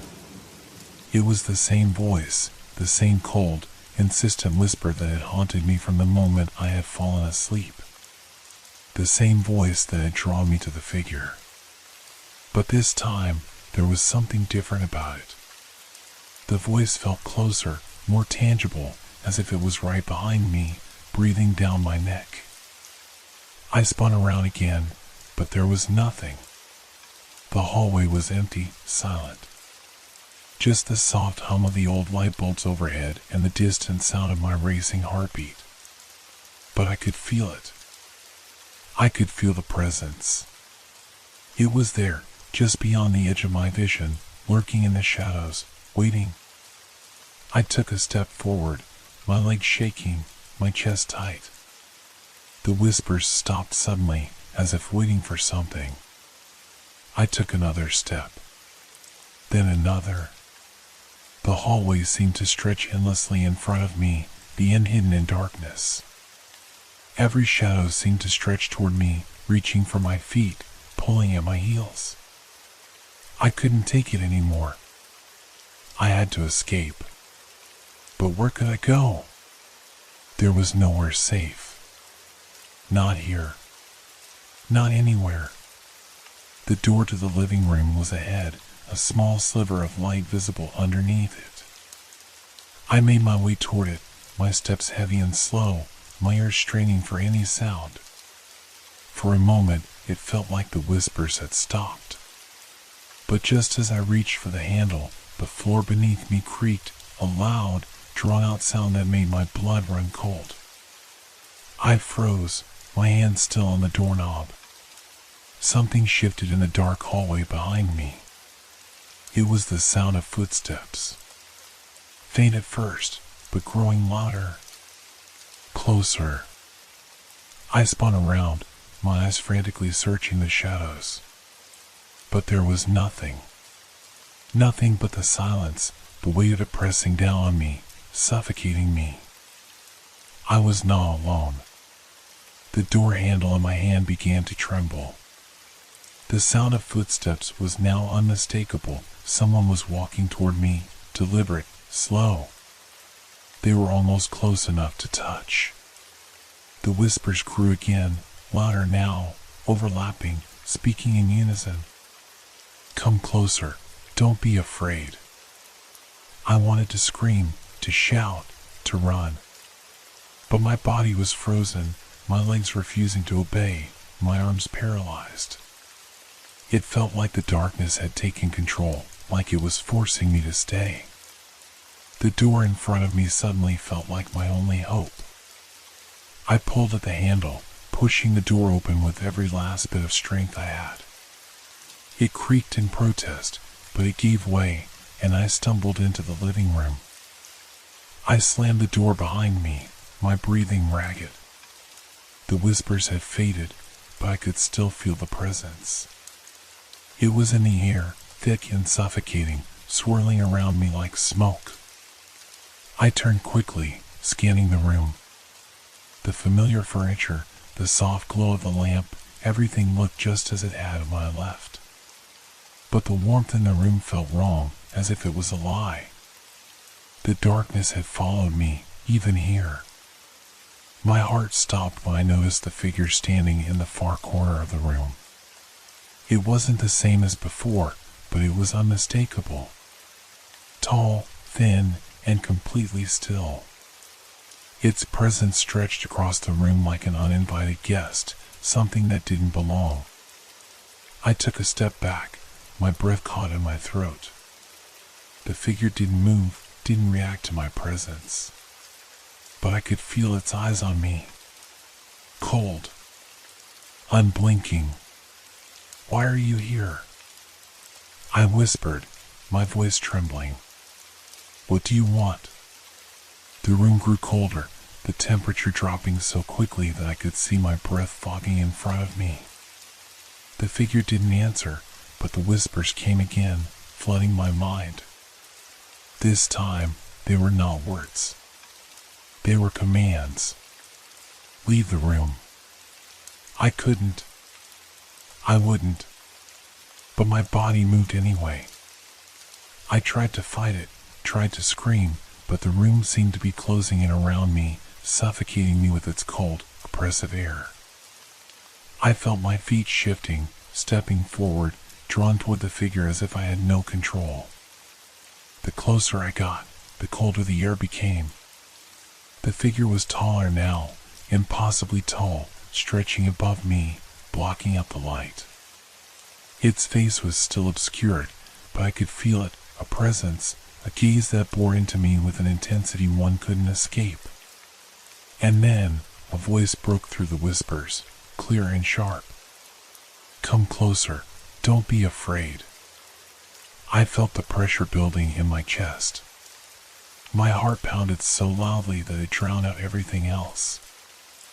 I was paralyzed. I had no choice. My feet moved closer, my body trembling in terror, my mind screaming for escape. And then, I felt something cold brush against my hand. It was the figure's hand. I screamed as my vision went black, swallowed by the dark, suffocating void. The whispers stopped. The figure was gone. But I was not alone anymore.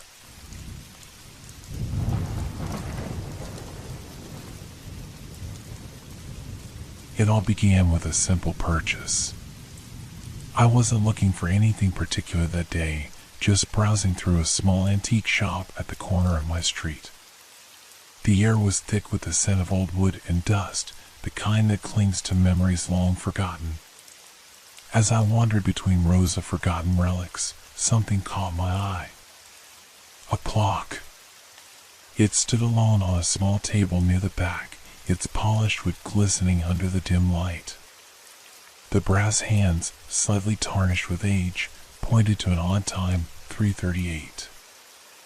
I reached out instinctively, my fingers brushing the intricate carvings on the edge. There was something about it, something that made it impossible to walk away. The shopkeeper, a frail old man with a stoop in his back, approached me. His eyes gleamed with a strange light as he spoke. It's an old piece, rare. Has a history, if you believe in such things. He looked at me, his gaze piercing. It's said to show more than just time. I smiled, unsure whether to take him seriously. What do you mean by that? The hands move, but not in a way you might expect, he continued, his voice dropping to a whisper. It has a way of revealing things. Things you might not want to know. I couldn't help but laugh lightly, but something about the way he said it made my skin crawl. Despite that unease, I felt inexplicably drawn to the clock. Maybe it was the intricate design, or maybe it was just the way it stood out in that dusty corner of the shop. I had no idea why, but I felt like I needed to have it. I'll take it, I said, my voice firmer than I expected. The old man's eyes gleamed, his lips curling into a faint smile. Without another word, he wrapped the clock carefully and handed it to me. That night, as I placed the clock on my mantelpiece, I couldn't shake off the feeling that something was wrong. The air in the room seemed heavier, charged with a strange energy that I couldn't explain. But I shrugged it off, convincing myself it was just my imagination. I didn't notice the time at first. My gaze was drawn to the clock itself, its brass hands resting at exactly 3:38. I leaned closer, intrigued by the detail. The sound of the ticking was soothing, a quiet rhythm in the background of my thoughts. But then, something shifted. The ticking grew louder, almost as though it was accelerating. I looked up, expecting the time to have passed, but when I glanced at the clock, the hands had moved. They pointed to a different time, 7:22. A strange shiver ran down my spine. I could have sworn it was just 3:38. Had I imagined it? The clock's time didn't make sense.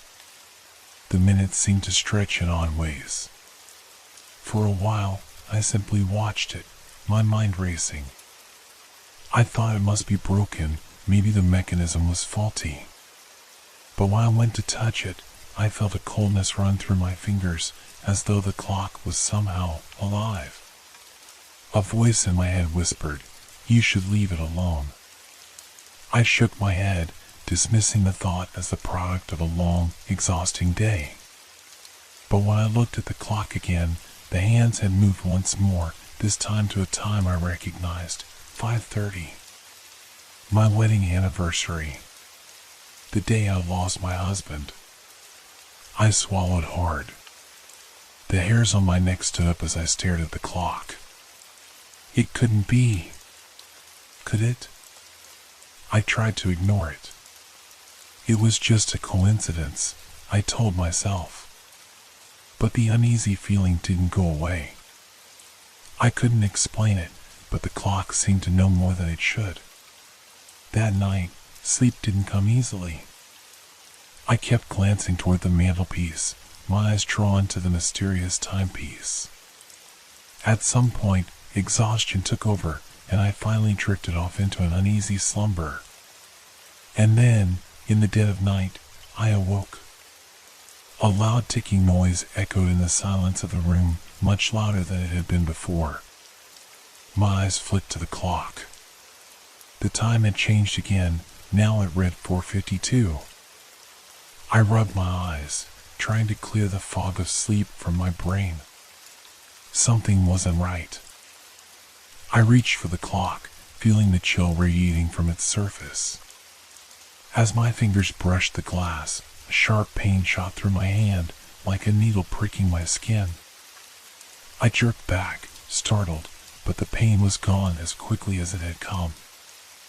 I knew I couldn't ignore this any longer. I stood up, my heart pounding in my chest. The clock was no longer just a timepiece. It had become something more. Something sinister. And then it happened.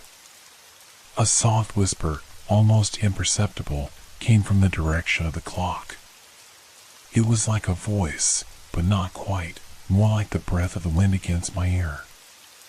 A cold, breathless whisper that seemed to speak directly to me. "Don't look back." My breath caught in my throat. I froze, my heart beating so loudly I was sure it would wake the whole house. The room felt colder than it ever had before. I slowly turned around, my eyes scanning the shadows. Nothing. But I felt it. I felt it in the air, thick and oppressive, as though something was waiting. Watching. And I knew, deep down, that the clock had more to reveal. Something that would change everything. As the whispering faded, I realized that I wasn't just dealing with an old clock. I was dealing with something far older, something far more dangerous. Something that wasn't just tied to time, but to fate itself. And now, I had no choice but to face it. The clock had started showing me more than just the past. It was showing me the future, and that future was coming for me. The whisper faded, but the sensation lingered. A chill settled over the room, making the hair on my arms rise. I stood frozen, my heart hammering in my chest, unsure whether to move or stay still. The clock, its brass hands gleaming coldly, ticked away with an eerie precision. I stared at it for what felt like an eternity. The time had shifted again, now it read 6:43. I tried to convince myself it was all in my head, that it was just an old, faulty timepiece, but deep down, I knew it was more than that. The clock was tied to something far beyond my understanding. I reluctantly tore my gaze away from the clock and glanced around the room. The shadows in the corners seemed darker than they had been before. The familiar surroundings of my home had somehow transformed into something alien, unsettling. The quiet was suffocating. I tried to shake off the feeling, but every sound, the creak of the floorboards, the hum of the refrigerator, felt like an intruder, a reminder that I was not alone. My thoughts raced back to the moment I had first seen the clock in the antique shop. The shopkeeper's words echoed in my mind. It has a way of revealing things. Things you might not want to know. But it was too late. I had already brought it home. I had already let it into my life. Suddenly, I heard the faintest sound, footsteps, soft but deliberate, coming from the hallway outside my bedroom door. My breath caught in my throat. The house was empty. I lived alone. The footsteps grew louder, and I could feel my pulse quickening. Who was out there? I stood rooted to the spot, my eyes darting toward the door. The footsteps stopped right outside my bedroom, and for a long moment, everything was still. A suffocating silence filled the room, and the tension was unbearable. Then, the whispering began again. "Don't open the door." I stiffened, my fingers gripping the edge of the bed as I tried to steady my breath. The voice was unmistakable. It was the same as before, soft, breathy, like a gentle warning. But this time, it carried more weight. It wasn't just a suggestion. It was a command. But I couldn't ignore it. I had to know who or what was out there. Slowly, cautiously, I pushed myself off the bed and crept toward the door. My hand shook as I reached for the doorknob, but before I could turn it, I heard a loud crash coming from the kitchen. My heart leaped in my chest, and I spun around, instinctively stepping away from the door.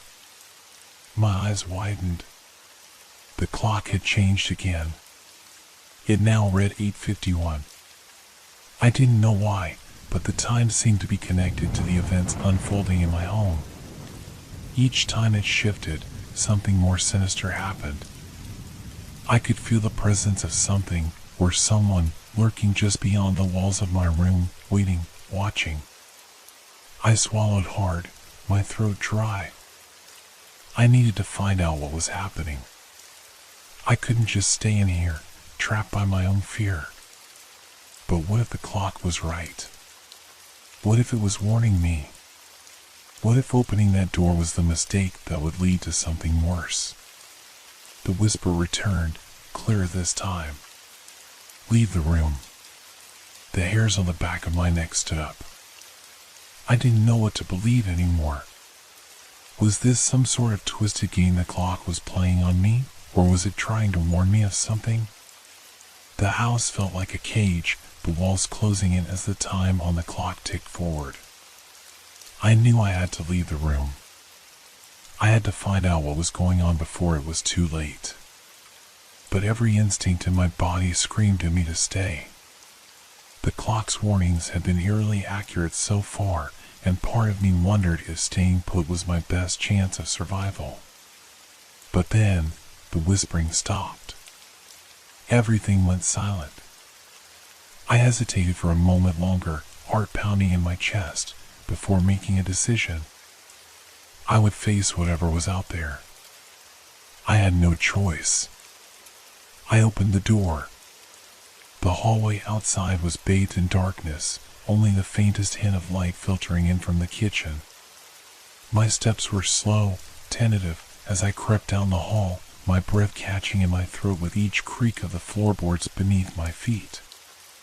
The kitchen door loomed ahead, the source of the crash I'd heard earlier. I reached for the door handle, my mind racing. What could have caused the noise? What was I about to face? I flung the door open. The kitchen was empty. I stepped inside, scanning the room. The disarray was evident. Things had been knocked off the counter, glasses shattered on the floor. But there was no sign of anyone. No intruder, no figure standing in the corner, nothing. Just the aftermath of chaos. I let out a breath I hadn't realized I was holding. Maybe it had just been my imagination playing tricks on me. But then, I heard it. The faintest sound of ticking. I turned toward the counter, and there it was, the clock. The one I had bought that afternoon, sitting on the kitchen counter, ticking away relentlessly. I had left it in the living room. How had it gotten here? The hands of the clock moved, slowly, deliberately, as if it were mocking me. And the time was no longer just an hour or minute. It was a specific moment. 4:34. The time of my mother's death. A cold wave of realization hit me like a slap in the face. The clock had predicted this moment. It had known this would happen. But why? The clock's ticking grew louder, more insistent, until I thought my ears might burst. I reached out to touch it, to stop the madness, but before my fingers made contact, a voice boomed in my head. "Don't touch it." I froze. The kitchen was no longer just a room. It was a place of foreboding, a dark portal to something far worse than I could ever have imagined. The clock's time, the ticking, the whispering, all of it pointed to something coming. Something I wasn't ready to face.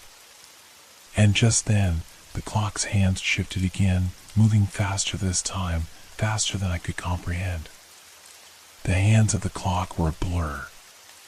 They spun wildly, faster and faster, until the ticking became a deafening roar, echoing in my ears like a warning. My heart pounded in my chest, a frantic rhythm that matched the frenzied tick-tock of the clock.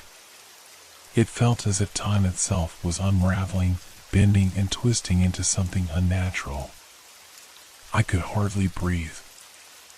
I reached out instinctively, my hand trembling, trying to stop the clock's maddening movement.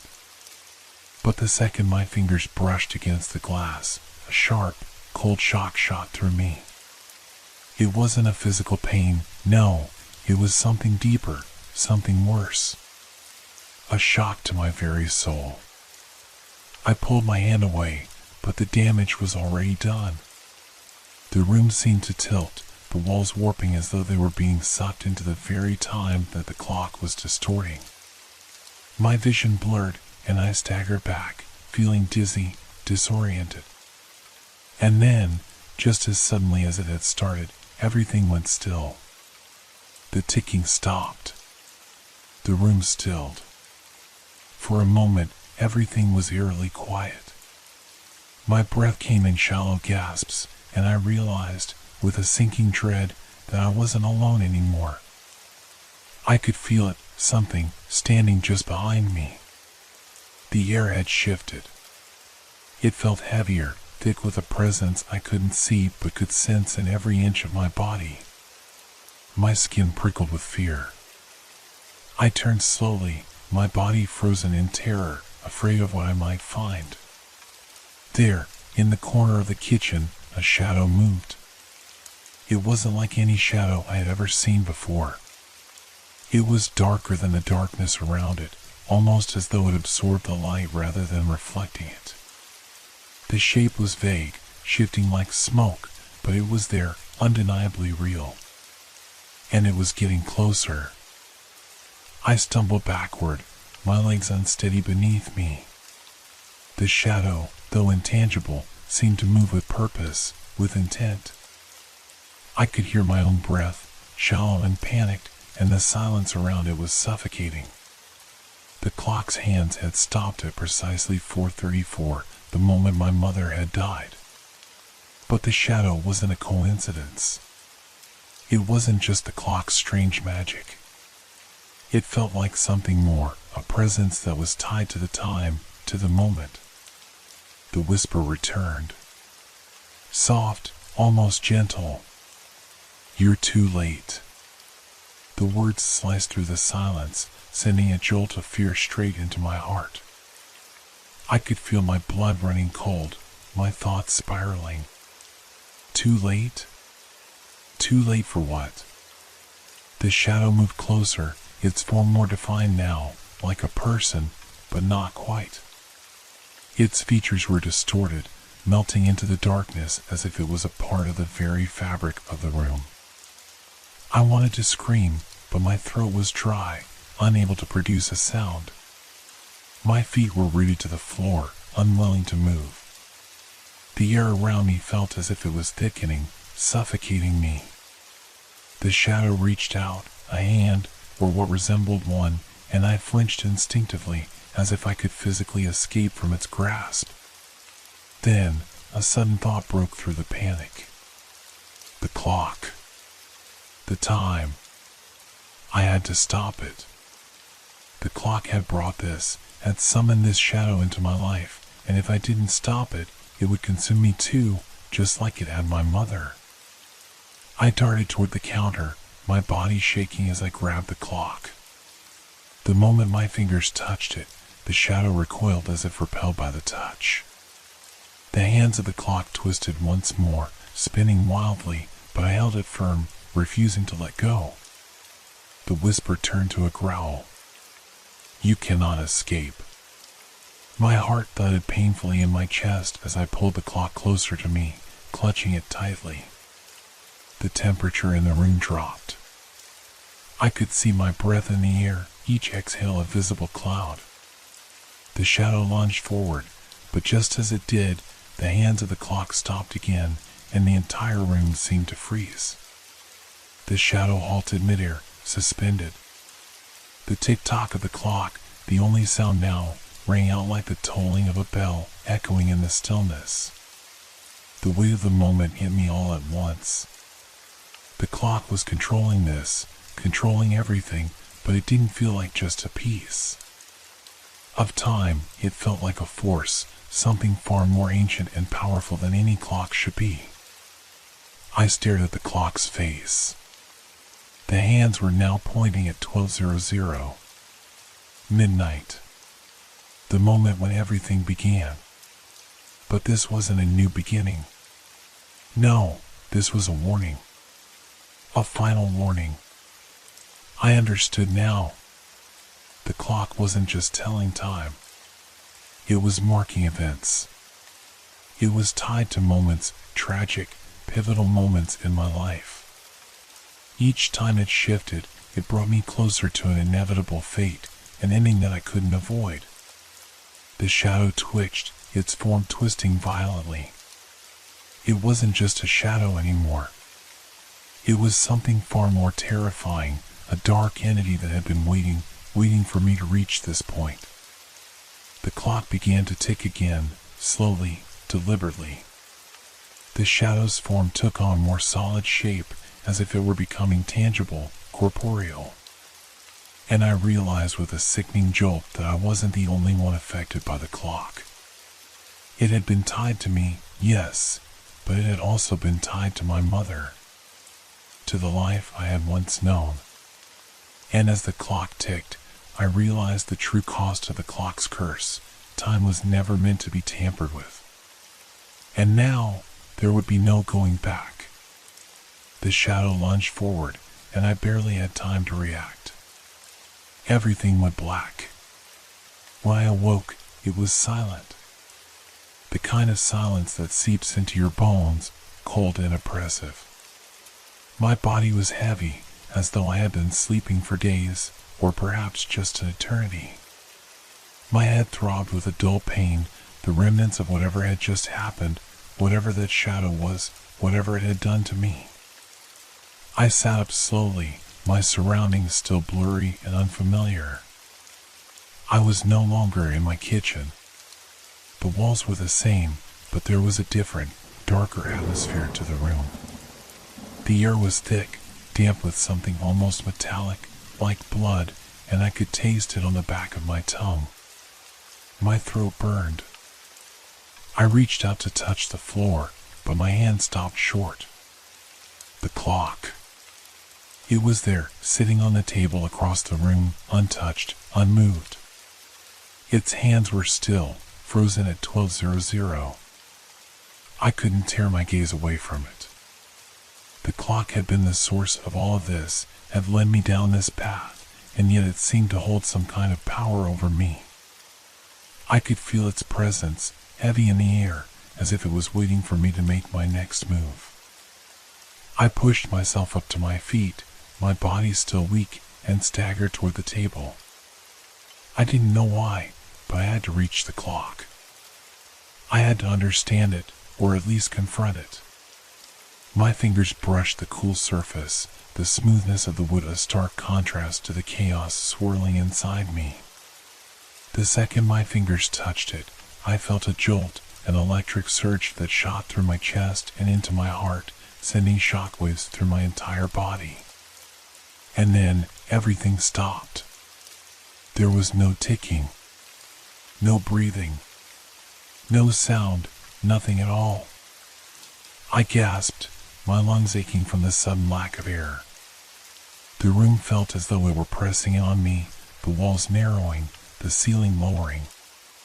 Time itself had frozen, and I was caught in the stillness.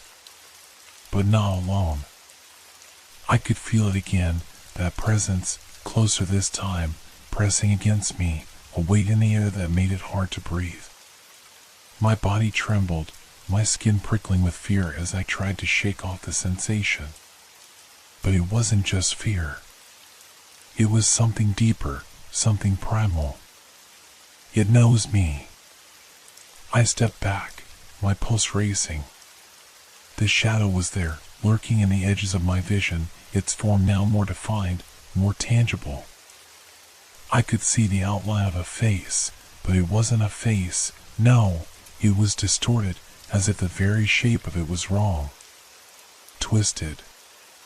The whisper came again, the voice low and guttural, like something dragging itself through the dirt. Time is not your friend. I felt the words rip through me, sinking into my skin, into my bones. There was an overwhelming sense of dread, of finality. I was trapped, caught in a cycle I couldn't escape from. The clock had brought me here, had marked me, and I was powerless to stop it. The clock began to tick again. I stumbled back, a panic breath escaping my lips. The hands of the clock moved, slowly at first, then faster, each second a hammer struck against my consciousness. I could feel it. The clock was moving forward, but not just in time. It was moving through my memories, through moments I had long buried, pulling them to the surface. The room twisted around me, distorting the space like a funhouse mirror. I could see glimpses of my mother's face, her smile, a smile I hadn't seen in years. I heard her voice, soft and comforting. "Everything will be all right, darling." But that was before the accident, before the darkness had come. I closed my eyes, shaking my head, trying to block it out, but it was too late. The clock was pulling me back to that moment, dragging me through time, through the pain I had tried to forget. The shadow loomed closer, its distorted form growing clearer, becoming more solid, more real. "You cannot run from what you have done," it hissed, its voice like gravel grinding together. It wasn't just speaking to me.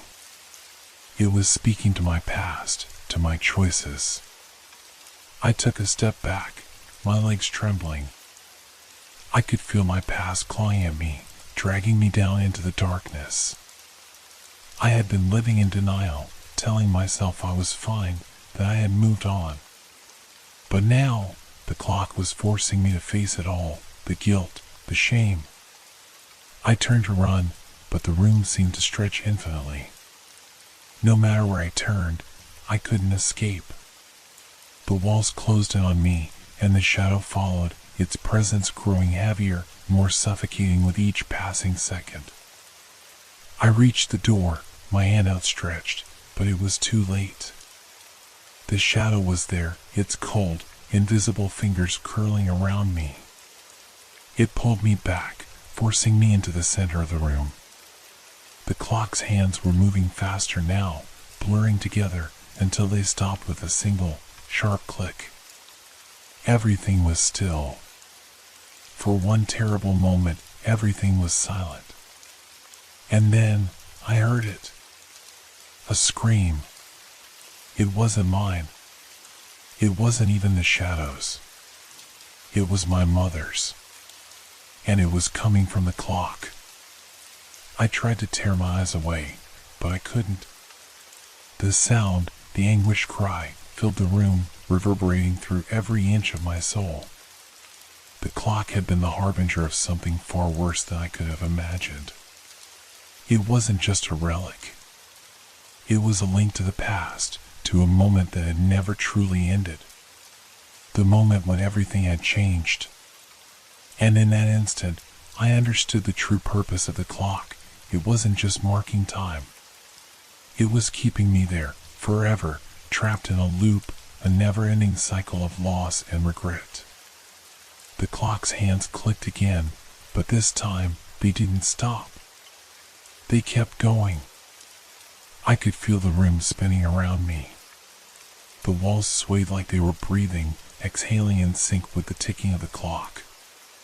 Each beat, each chime, was a pulse that grew louder in my ears, an oppressive sound that threatened to drown me. The scream from my mother echoed in my mind, and I pressed my palms to my ears, trying to block it out, but it was no use. The sound was coming from inside me now. It was as though the clock had unlocked something deep inside, something I had buried for too long. I stumbled backwards, my legs buckling beneath me, but the air felt thick, heavy. It clung to my skin like tar, making it almost impossible to move. My breath came in ragged gasps, my body trembling from the fear that clawed at my insides. The shadow, no, the figure, loomed closer, its form now solid, an indistinct shape that seemed to flicker between the light and the darkness. It was waiting. "You can never escape," the voice rasped, low and final, like the death rattle of an old clock. "Time will claim you. It always does." I shook my head, the words not making sense. Time? What did it mean by time? But then, the clock's hands shifted again. It was as if it had a mind of its own, ticking faster now, violently jerking back and forth. Each movement of the hands pulled at me, dragging me through moments that weren't mine, through memories that had never happened, through futures that were still to come. I watched as the room blurred and twisted, the past and future merging into one incomprehensible blur. I saw my mother's face again, but this time it wasn't just a memory. It was her, alive, smiling, reaching out to me as though nothing had ever happened. I reached for her, a desperate cry escaping my lips, but just as I touched her, she faded, dissolving like smoke, leaving nothing behind but the cold emptiness that had always haunted me. And then I understood. The clock wasn't just showing me the past. It was manipulating it. The time, the memories, it was all controlled by it. The moments that I thought I had forgotten, the ones I thought I had buried deep down, they were all still there. The guilt, the regret. And it was the clock that had kept them alive, preserved them, feeding off them like some dark parasite. I backed away from the table, my hands shaking, heart pounding in my chest. The figure, no longer a shadow, but a silhouette of a man, stood in the corner, its eyes glowing with an unnatural light. It was waiting, just as the clock had been waiting. The ticking grew louder, more urgent, filling every corner of the room. The clock was calling to me, pulling me closer, as though it was demanding something from me, something that I couldn't comprehend. I could feel the weight of the moment pressing on me, suffocating me. I had to make a choice.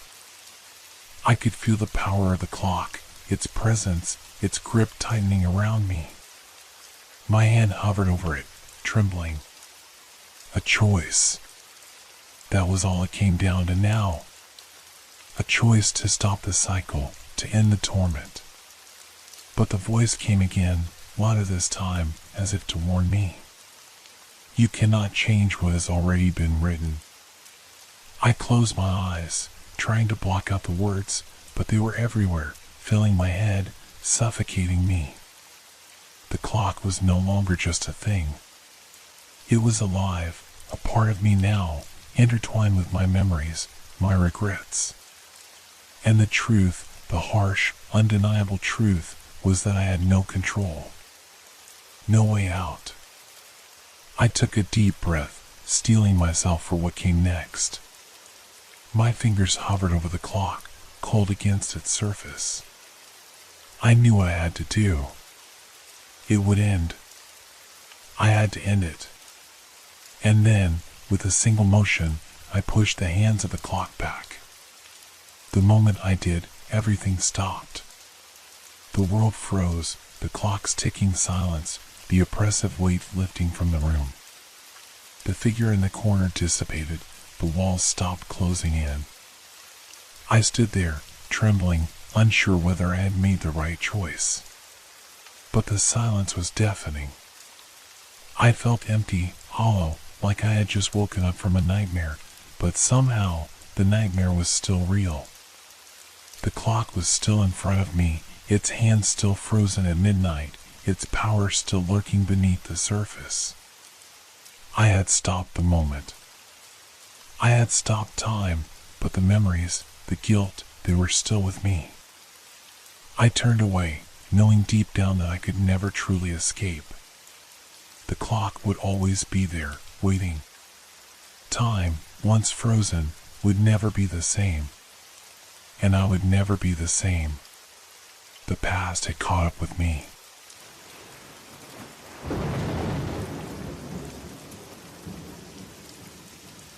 I've always been a creature of habit. Each evening, as the sun dips below the horizon, I settle by the window of my apartment on the 14th floor and watch the city come to life. It's a routine I cherish, that time just before nightfall when the world is neither dark nor light. But lately, something has shifted. And I can't shake the feeling that it's not just my imagination. It started 2 weeks ago. At first, I thought I was imagining it, a fleeting shadow on the neighboring balcony across from mine. It wasn't unusual for someone to be out there, many of the people in the building did. But every evening, I would glance out and see the same figure standing there. A man. Tall, perhaps in his 40s, dressed in dark clothes, his face obscured by the darkness. He never moved. Just stood there, staring at the lights of the city or the darkness below, completely still. I tried to dismiss it at first. Maybe he was just another neighbor, someone I hadn't noticed before. But the longer I watched, the more I felt an undeniable pull, a sense that he was aware of me, too. Every evening, when I would stand by my window, I would catch him in my peripheral vision, standing there, unmoving. His presence felt like a shadow, one that lingered just outside my line of sight. At first, I told myself it was nothing. Perhaps I was just paranoid, too used to being alone in my apartment. I'd never been the type to believe in superstitions or strange occurrences. But the more I looked, the more I started to feel uncomfortable, as though he was waiting for me to look at him. And when I did, when our eyes finally met, if only for a split second, I froze. I couldn't breathe. Something about the way he stood there, unmoving, unnervingly calm, made my skin crawl. I could feel my heart pounding in my chest. I quickly turned away from the window, but not before I noticed the slightest shift in his position. He hadn't moved, but somehow he had turned his head, just enough for his gaze to be directed toward me. Every night since then, he had been there. Always standing. Always staring. It wasn't until last night that I could no longer ignore the feeling gnawing at me. I couldn't sleep. My mind raced with questions, doubts, and fears. What did he want? Why did he always stand there, night after night, staring into the dark? I knew I had to do something. I couldn't continue living in this state of constant unease. So, I decided to call the neighbors. If someone lived in that apartment, surely they'd know who this man was. I dialed the number for the building's management office, my fingers trembling slightly as I pressed the digits. The line clicked, and a voice on the other end answered. "Hello, this is the Maplewood Apartments. How may I assist you?" "Hi," I said, trying to keep my voice steady. "I live in apartment 1402, and I've noticed something strange. There's someone standing on the balcony of the apartment next to mine, 1403. They've been there every evening for the past 2 weeks." There was a brief silence on the other end of the line, and then the voice returned. "Oh, I see. I'm sorry, but there's no one in 1403. That apartment has been vacant for over a month now. We haven't had any tenants move in there yet." My heart skipped a beat. "What do you mean?" "I've seen someone there every night." "I understand, but I assure you, no one is living there. It's been empty." "You may be mistaken." I hung up the phone, my head spinning. Mistaken? No. I had seen him. Every night. Standing there, watching. It wasn't a trick of the light or a figment of my imagination. He was real. But if no one lived in that apartment, then who was he? And why was he watching me? I stood by the window again tonight, my hands pressed against the cool glass, staring at the empty balcony across the way. The street lights below flickered on, casting long shadows across the building. For a moment, there was nothing. The balcony was empty. No figure stood there, staring back at me. But then, as if summoned by my thoughts, I saw it. A movement. The shadow of a figure, tall and still, appearing in the dim light. It was him. My breath caught in my throat. He was there again. I tried to calm myself, to reason with my racing thoughts. But the truth was clear, he wasn't just watching me. He was waiting for something. I could feel it deep in my bones. And as I stared back at him, I realized that whatever was about to happen, I wasn't going to be able to stop it. Not now. Not ever. I couldn't tear my eyes away from the figure across the street. His silhouette was stark against the fading twilight, unmoving, as if frozen in place. My body felt heavy, my legs trembling slightly, as if they didn't quite trust me to stay standing. I tried to steady my breath, but it hitched in my throat. For a moment, everything was still. The city noise seemed to fade, the hum of traffic distant, like I was suddenly separated from the rest of the world. And then, with a sharp clarity that sent a cold shiver down my spine, I realized he was staring directly at me. A chill ran through me, sharp and biting, and I quickly stepped back from the window, my heart racing. My mind spun with confusion, with fear. I couldn't be sure what I was seeing. He was always there, always in the same position, but this time felt different. This time, I felt as though he was waiting for something. Waiting for me.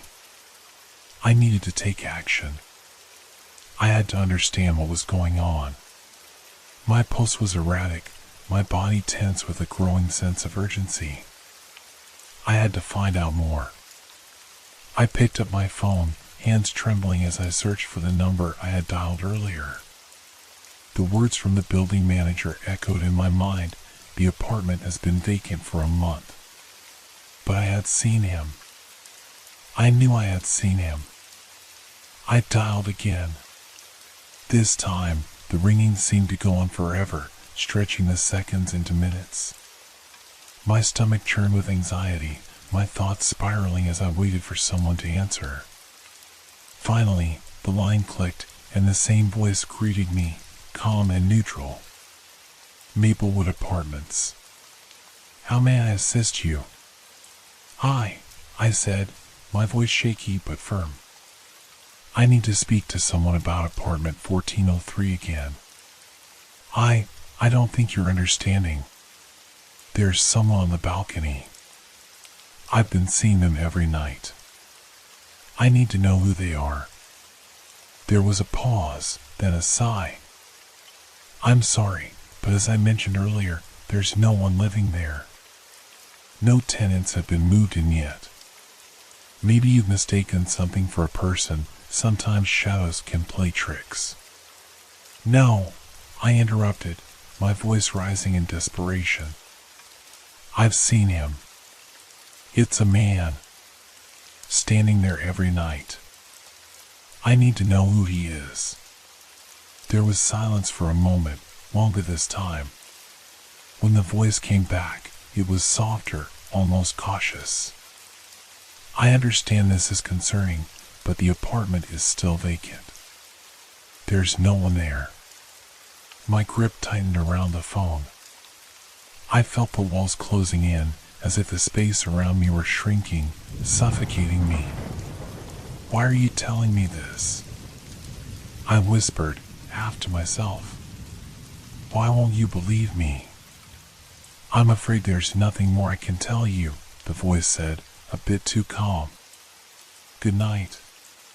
The line went dead before I could respond. I stood there for a moment, staring at the phone. It was as if the conversation had never happened, as though the words were meaningless, empty in the face of the reality outside my window. I needed to do something. I couldn't just let it go on, not with the way he was watching me, not with the way I could feel his eyes on me even now, despite being across the street. He wasn't just some harmless neighbor, as I had hoped. There was something wrong, something dark about all of this. I didn't know what I was expecting when I went back to the window, but the instant I pulled back the curtain, I froze. The balcony was empty. My heart raced. The panic surged, my breathing shallow. My mind raced with possibilities, each one worse than the last. Had he left? Had he seen me looking and decided to move? Or had something else happened? The emptiness before me felt too much like a trap, like I had missed something important, something that I should have noticed before. I pushed the curtain aside and stepped closer to the glass. The street below was calm, quiet. Nothing was out of place. But then, I saw something, a movement in the shadows. He was there again. But this time, he was closer. He stood on his balcony, just a few steps away from the edge, his face now clearly visible in the dim light. His eyes were locked on mine, and his expression was chilling. It wasn't the passive stare I had grown used to. No, this was something far more intense. This time, he was grinning. My breath caught in my throat. I could see the faintest hint of his teeth, a mocking, twisted smile that stretched unnaturally wide. My hands went cold, my legs trembling as I tried to make sense of what I was seeing. His gaze didn't waver. For a moment, I thought I might collapse, the weight of the terror pressing down on me. What was he trying to do? What did he want from me? I quickly stepped away from the window, my back against the wall, trying to steady myself. I couldn't let him see how much he was affecting me. I couldn't give him that power. The phone was still in my hand. I gripped it tightly, almost crushing it, my thoughts racing. The building was quiet. Too quiet. The silence felt suffocating. And somewhere, in the distance, I thought I heard a soft noise, something almost imperceptible, a creaking sound coming from the direction of the balcony. And then another sound followed. It was the unmistakable sound of footsteps, slow, deliberate, as though someone was walking in the apartment next door. I felt the weight of dread settle over me. Something was coming. Something was about to happen, and I didn't know if I could stop it. And then, just as suddenly, the footsteps stopped. The silence in my apartment was deafening, but it wasn't the calm kind of silence. It was the kind that made your skin crawl, the kind that made you feel like you were being watched. I held my breath, waiting for something, anything. But the footsteps had stopped. The figure on the balcony had disappeared. I strained my ears, trying to hear anything from the other side of the wall, from the apartment next door. There was nothing. Only the quiet hum of the city outside, the distant murmur of cars, the soft rustle of leaves in the breeze. It almost felt too quiet, too perfect. I wanted to move, to do something, but my legs wouldn't obey me. It was as if the very air had turned to lead, holding me in place. Then, the phone rang. I jumped at the sudden noise, my heart pounding in my chest. I stared at the screen, frozen, my hand hovering over the receiver. Was it him? Was it someone else? My thoughts spun in confusion, trying to make sense of everything that had happened. I picked it up, voice trembling. "Hello?" "It's me," said the voice on the other end, low and urgent. It was Mr. Green, the elderly man who lived across the hall from me. "You need to leave. Now." I blinked, unsure if I had heard him correctly. "What? What are you talking about?" "I've been watching him too," Mr. Green said, his voice thick with fear. "The man on the balcony. You saw him, didn't you?" I felt a cold rush through me. Yes, I've been seeing him for weeks." "But how do you know about him?" "I don't know what's going on," Mr. Green's voice cracked. "But you need to get out of there. Don't ask questions. Just go. It's not safe. He's not human." I felt the blood drain from my face. What did he mean, not human? This was insane. But the desperation in his voice, the terror, it made me hesitate. "No," I said, more to myself than to him. "You're not making sense." "I'm not crazy," Mr. Green shouted. "I've seen the same thing. He doesn't move like a man. He watches us all. And last night, I heard something in the hall.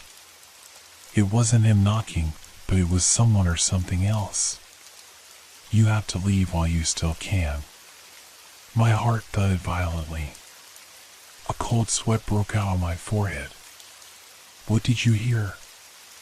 "There were voices," Mr. Green whispered. "But they weren't like any voices I've ever heard before. They were distorted. Twisted. Distorted?" I repeated, barely able to breathe. "What do you mean distorted?" He didn't answer. The line was silent, except for the faint sound of breathing on the other end.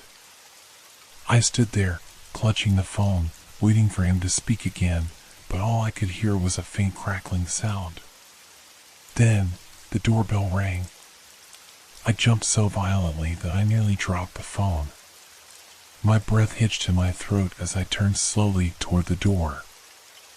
I hadn't heard anyone enter the building, but then again, I hadn't been paying attention. My thoughts had been consumed by the figure on the balcony. I glanced back at the window, half expecting to see him standing there, waiting. But the balcony was empty. The bell rang again, louder this time. I felt a surge of panic. I couldn't just ignore it. But at the same time, I couldn't shake the feeling that something was terribly wrong. I put the phone down, still hearing Mr. Green's frantic breathing in the background, and slowly walked toward the door. My hand trembled as it reached for the handle, but I stopped before I could open it. What if it was him? What if it was the man from the balcony, or worse, something else? I peered through the peephole. The hallway was empty. No one was there. But then I noticed something strange. A piece of paper was taped to the door. It was folded neatly, with no writing on it. I swallowed hard, my heart pounding. I slowly reached out and took the paper. My fingers brushed against it, and a strange, cold sensation ran up my arm. I hesitated, but the desire to understand what was happening pushed me to unfold it. The paper was blank. Nothing. No words. No markings. Just a plain sheet of paper. I stared at it, confusion clouding my mind. Had it been there all along? Was it from the building manager? Or was it something else entirely? Suddenly, the sound of the elevator doors opening echoed through the hall. My pulse quickened. I hurriedly put the paper down, backing away from the door. I couldn't explain it, but I felt a presence outside, something I couldn't see but could feel pressing against the door, pressing against me. The elevator had stopped on my floor. I waited for what felt like hours, but it was probably only seconds before I heard footsteps. Slow, deliberate. They came closer. My body tensed as I held my breath, trying to listen, to figure out where they were coming from. The footsteps stopped. The silence returned, but it wasn't the comforting silence I had grown used to. It was heavy. It was suffocating. It was the kind of silence that tells you something is waiting. Something is watching. And then I heard it. A soft scraping sound. Someone was outside my door. The scraping noise continued, slow and methodical. I couldn't tell if it was someone dragging something across the floor or just the sound of their fingers running along the wood. But it was getting closer. My heart raced, and I backed away from the door, instinctively moving toward the farthest corner of the room. The silence in between the noises felt like an eternity. My mind was a whirl of thoughts, none of them making sense. Who was out there? Mr. Green's words echoed in my head. He's not human. But how could that be? It made no sense. I had seen him, the figure on the balcony, a man like any other. At least, I had thought he was. The scraping stopped abruptly, and in the stillness, I could hear the faint hum of the elevator again. The soft mechanical work, almost as if it were moving up and down between the floors, though I hadn't heard it arrive. Then, the sound of a door closing, and then complete silence. I held my breath, straining to hear any sign of movement. There was nothing. The air felt thick, oppressive, as though the world had paused, waiting for something to happen. But nothing came. I waited a few more moments, unsure of what to do. My mind was screaming at me to leave, to escape, but my legs wouldn't move. Was it safe to open the door? Was it just my paranoia playing tricks on me, or was there truly something out there? I forced myself to take a step back toward the door. My hand hovered above the handle, trembling uncontrollably. I wanted to know what was happening, what this was, but part of me feared that opening that door might bring something far worse than I could imagine. But then, from behind me, I heard it. The faintest creak. It was coming from the balcony. That balcony, the one I had been watching for weeks, the one where the man always stood. The man I thought was just some strange neighbor. The one I thought I could explain. I spun around, my eyes wide with terror. The window was open just a crack, but that wasn't what caught my attention. No, it was the figure, standing there in the shadows, half hidden behind the frame. I had never seen him this close before, never seen his features so clearly. He was no longer just a shadow in the dark. His face, pale and motionless, stared back at me with cold, hollow eyes. He wasn't just watching me. He was waiting. My breath caught in my throat. I wanted to scream, to call for help, but my voice wouldn't come. My limbs were frozen, my body paralyzed by the sight of him. His figure stood so still, so unnervingly still, that it felt as though time itself had stopped. And then, he stepped closer. I saw his hands, long and thin, reaching for the edge of the balcony. But something was wrong with them. His fingers didn't move like a normal person's would. No, they curled and flexed in unnatural angles, as if they were too long, too twisted, to belong to any human. I couldn't breathe. The air in the room seemed to thicken, pressing in on me, suffocating me. My mind raced, trying to make sense of everything, but all I could do was stare at him. And then, he spoke. His voice was soft, low, almost a whisper, but it cut through the silence with a chilling clarity. You should have left when you had the chance. I froze, the blood draining from my face. How did he know? How did he know what Mr. Green had said? I wanted to shout, to demand answers, but the words wouldn't come. My mind was spinning, trying to process the horror of the situation, but everything felt so unreal, like I was trapped in a nightmare that I couldn't wake up from. His eyes never left mine.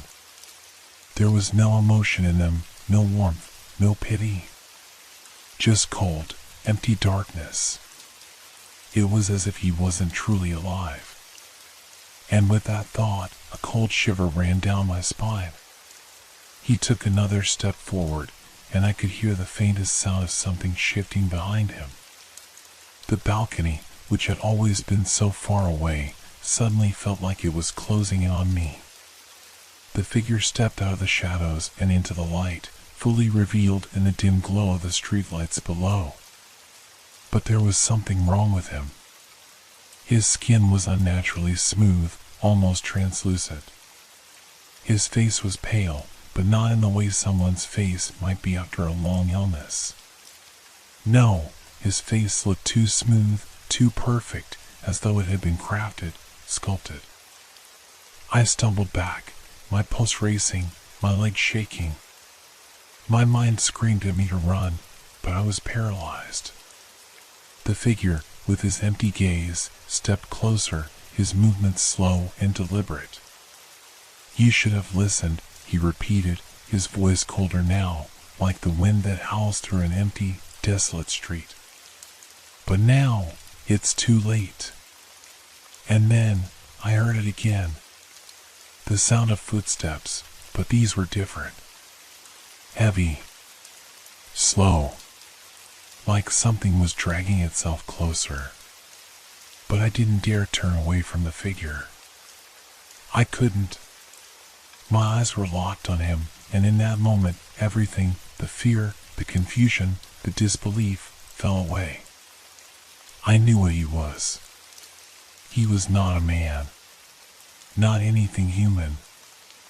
I finally managed to look away, just for a second, to see what else was out there. The hallway door was wide open. And in the doorway, the shadow of something else stood. Something far worse. The shadow in the doorway stretched across the floor like a dark stain, its edges fuzzy, like it was bleeding into the walls. I couldn't move. My entire body was frozen in place, but my mind was racing. What was it? Who was it? My breath was coming in ragged gasps, and I wanted to scream, but my voice was gone, lost in the suffocating silence of the room. The figure on the balcony didn't move. He just stood there, his gaze unblinking, never wavering. But the other presence, whatever it was growing closer, inch by inch, until I could hear its breathing, slow and deep, as though it were savoring each drawn-out breath. The coldness in the room was unbearable. It felt like the temperature was dropping rapidly, but it wasn't the air that had changed. It was the space itself, as if the walls had closed in on me, pressing me tighter and tighter into the corner. And then, a sound. A scraping sound, just like before. But this time, it wasn't from the balcony. It was from inside the room. The sound of something dragging itself across the floor, impossibly slow, like a weight too heavy to be carried by anything human. My mind screamed at me to run, but my body refused to obey. My legs were rooted to the spot, my feet frozen to the floor. I was trapped. I tried to breathe, tried to calm myself, but the air in the room was thick with dread. I felt like I was suffocating, as though the weight of the situation was pressing in on me from all sides. The shadows in the corners seemed to stretch, growing longer and darker, as if they were alive, reaching out to grab me. And then, I heard a voice. Not the man's from the balcony, but something else. Something older. Something darker. "You cannot escape," it said, its voice low and rasping, like the sound of dry leaves scraping against stone. "Not now. Not anymore." The words sent a chill through me that went straight to my bones. I couldn't see it, whatever it was, but I could feel it in the air, in the space around me. It was closing in. It was watching. And it was waiting. The figure on the balcony took a step forward, his slow, deliberate movements never breaking the eerie stillness of the room. He was getting closer, but it wasn't just his physical presence that terrified me. It was the feeling he brought with him, a feeling of inevitability, of fate already sealed. I tried again to scream, but nothing came. My throat was tight, constricted. I couldn't move, couldn't think. All I could do was watch as the shadow in the doorway grew larger, taking shape, becoming something more substantial, more real. It was here, in my apartment, and I couldn't do anything to stop it. And then, just as the darkness in the doorway began to shift and writhe, I heard something else. A loud, sudden bang from outside the room, followed by the sound of shuffling footsteps, the scraping of something across the floor. The noise stopped abruptly. I didn't know what was happening, but it was as if the world had tilted on its axis. The figure on the balcony, still staring at me, was now completely still. The shadow in the doorway had vanished. My heart was racing. I was shaking, my entire body trembling with fear, and I realized with horror that I hadn't heard a thing from the other side of the door for a long while. I didn't dare take my eyes off the balcony. I didn't dare look behind me. But then, just as I thought I might finally be able to breathe again, I felt it. A cold hand, light as a whisper, brushing against my shoulder from behind. I spun around, my head snapping toward the source of the touch, but there was nothing there. Just empty air. The room was empty. Except for the faintest trace of something not quite human, fading into the shadows. And the man on the balcony was gone. Just like the shadow in the doorway. Gone. But the feeling, the weight of it, remained. The certainty that something had changed. That something was watching me still. And as I stood there, breathless, heart hammering in my chest, I understood the truth. I was never alone.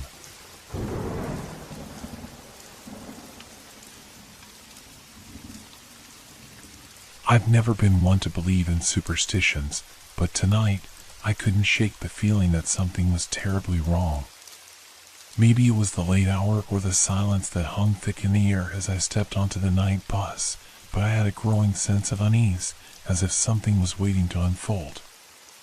It was almost midnight, and I was the only one at the bus stop, the streetlights casting long, pale shadows along the cracked pavement.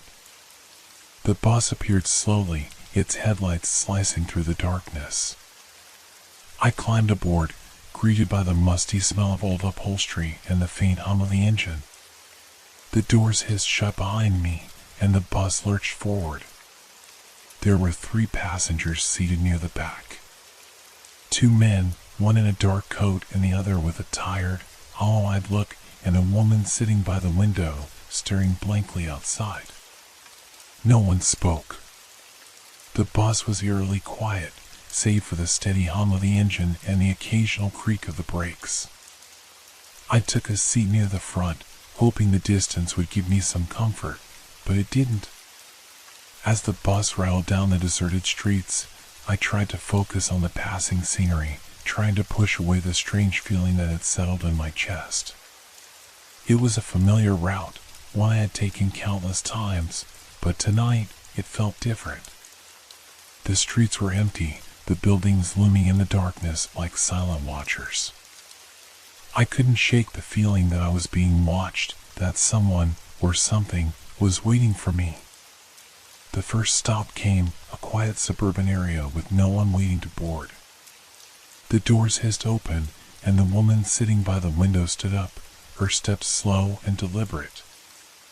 I watched as she walked to the front of the bus, but just as she reached the door, she paused. Her hand lingered on the metal railing, and for a moment I could see her reflection in the glass. She looked off.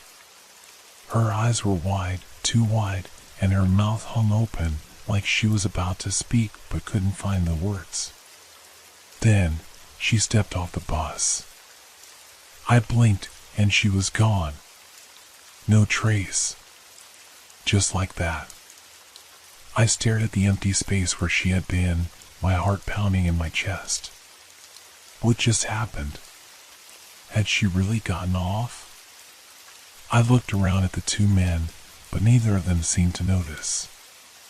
They were still sitting there, staring ahead, as if nothing was out of the ordinary. The bus began to move again, and I tried to push the strange incident to the back of my mind. Maybe I was just tired, or maybe I had imagined it. But as we reached the next stop, the same thing happened again. The man with the hollow eyes stood up and walked toward the door. I watched him, unable to look away, as he stepped off the bus. But this time, when I looked out the window, I didn't see him. The street was empty. There was no sign of him, not even a shadow in the distance. I glanced at the remaining man, the one in the dark coat, and for the first time, I noticed something strange about his expression. He was watching me.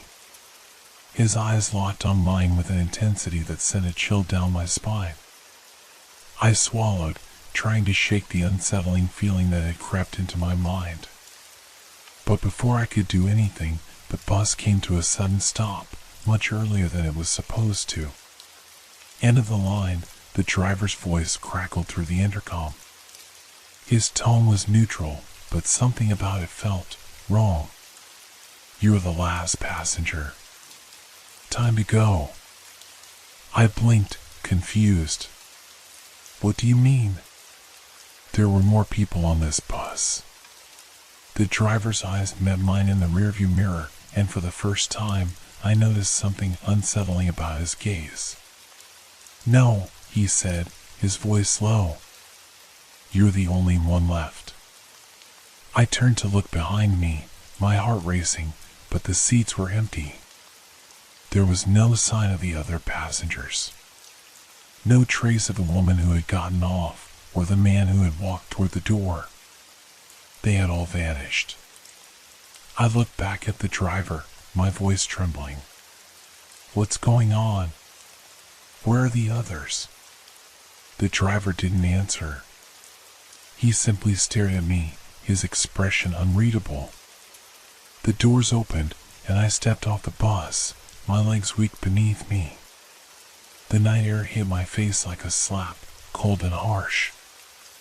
I turned around, expecting to see the bus still there, but it was gone. The street was empty, not a single bus in sight. I was alone. But somehow, I wasn't sure if I was ever really alone on that bus. I stood frozen for a moment, the silence of the street pressing in on me. My breath came in shallow gasps, the chill of the night air biting at my skin. I glanced around, half expecting to see the bus reappear, but there was nothing. The street was empty, the only sound was the distant hum of city traffic far beyond the empty roads I now stood in. Had I imagined it? The strange disappearance of the other passengers? The bus driver's odd demeanor? No. I knew what I had seen. I had not imagined it. Something was wrong, deeply wrong. I turned away from the spot where the bus had disappeared, my heart still hammering in my chest. My phone felt heavy in my hand as I unlocked it, trying to convince myself that I could call someone, anyone, to make sense of this. But what would I say? That I had just ridden a bus where the other passengers vanished one by one? No, that would sound insane. I tried to call my best friend, Julia, but the line kept disconnecting, each time failing to go through. It was as if the night itself was refusing to let me connect with the outside world. I tucked my phone back into my pocket, trying to shake off the sensation of isolation creeping over me. The night was darker now, the streetlights casting long, distorted shadows that seemed to shift and twist unnaturally in the corners of my vision. I started walking, my footsteps echoing on the pavement. With every step, I felt more disconnected from reality. The world felt like it was warping, as if I was slipping into some strange parallel. I couldn't shake the image of the last passenger, the man in the dark coat. His eyes, cold and unblinking, seemed to burn into my memory. He had been staring at me as if he knew something I didn't, something I needed to understand. I couldn't stop thinking about the things that didn't make sense. The woman, the man with the hollow eyes, they had simply vanished, without a trace, without a sound. And the bus driver, how could he not see them? How could he not remember them? Was it all some strange dream, or was something far more sinister at play? I turned a corner and found myself standing in front of my apartment building. The familiar sight should have brought me relief, but instead, a wave of dread washed over me. I looked up at the windows of the building, and something made me pause. The top floor, my floor, stood in stark contrast to the rest. The windows were dark, as if no one lived there. But I knew I had left the lights on when I left earlier. My stomach dropped. A figure moved in the darkness, someone standing behind the glass, staring down at me. My breath caught in my throat. Was it him? The man in the dark coat? I couldn't be sure, but the figure was unmistakable. It stood motionless, watching me. A chill ran down my spine, and I quickly turned and hurried inside the building. My footsteps rang out in the hallway, echoing like a drumbeat as I reached the elevator. The hairs on the back of my neck prickled, and I couldn't shake the feeling that I was being followed. The elevator doors slid open, and I stepped inside, pressing the button for the 14th floor. The metal doors closed with a soft whoosh, and the elevator jerked into motion. As it ascended, I kept my eyes fixed on the flickering lights above. The elevator had always been a bit temperamental, but tonight, it seemed to be taking longer than usual to reach my floor. The low hum of the machine was the only sound, and the world outside seemed to disappear in the quiet. Then, as if out of nowhere, I heard a sound, a soft, rhythmic tapping, almost like footsteps, but it didn't come from the floor beneath me. It came from above. I glanced up sharply, my heart racing. The tapping continued, slow and deliberate, like someone or something walking around the shaft above me. I swallowed hard, trying to rationalize it. It was just the old building settling, just the noise of the elevator and its creaky ride. But something told me that was not the case. The tapping grew louder, closer. My pulse quickened, and I pressed my finger hard against the button to stop the elevator, but it wouldn't respond. The doors stayed closed, and the tapping intensified. It was no longer a simple sound, it was like a presence, moving just above me, closing in. The elevator jolted to a stop. The lights flickered and then went out completely, plunging me into complete darkness. My breath was coming in quick, panic gasps. I reached out, trying to find the emergency button, but my fingers brushed only cold metal and air. The tapping had stopped, replaced now by a strange, eerie silence. I reached into my bag, fumbling for my phone. My hands were shaking as I pulled it out, but the screen remained black. No signal, no connection, nothing. The silence seemed to stretch for an eternity, and then, suddenly, the door slid open. But it wasn't my floor. The hallway beyond was unfamiliar, dark, and empty. I could make out no details in the dim light, but I felt something waiting, lurking just beyond the threshold. I didn't hesitate. Without thinking, I stepped out into the unknown hallway. The air in the hallway was cold, much colder than it should have been for a building this late at night. The floor was lined with dark, patterned carpet, but it was a different design from the one I knew.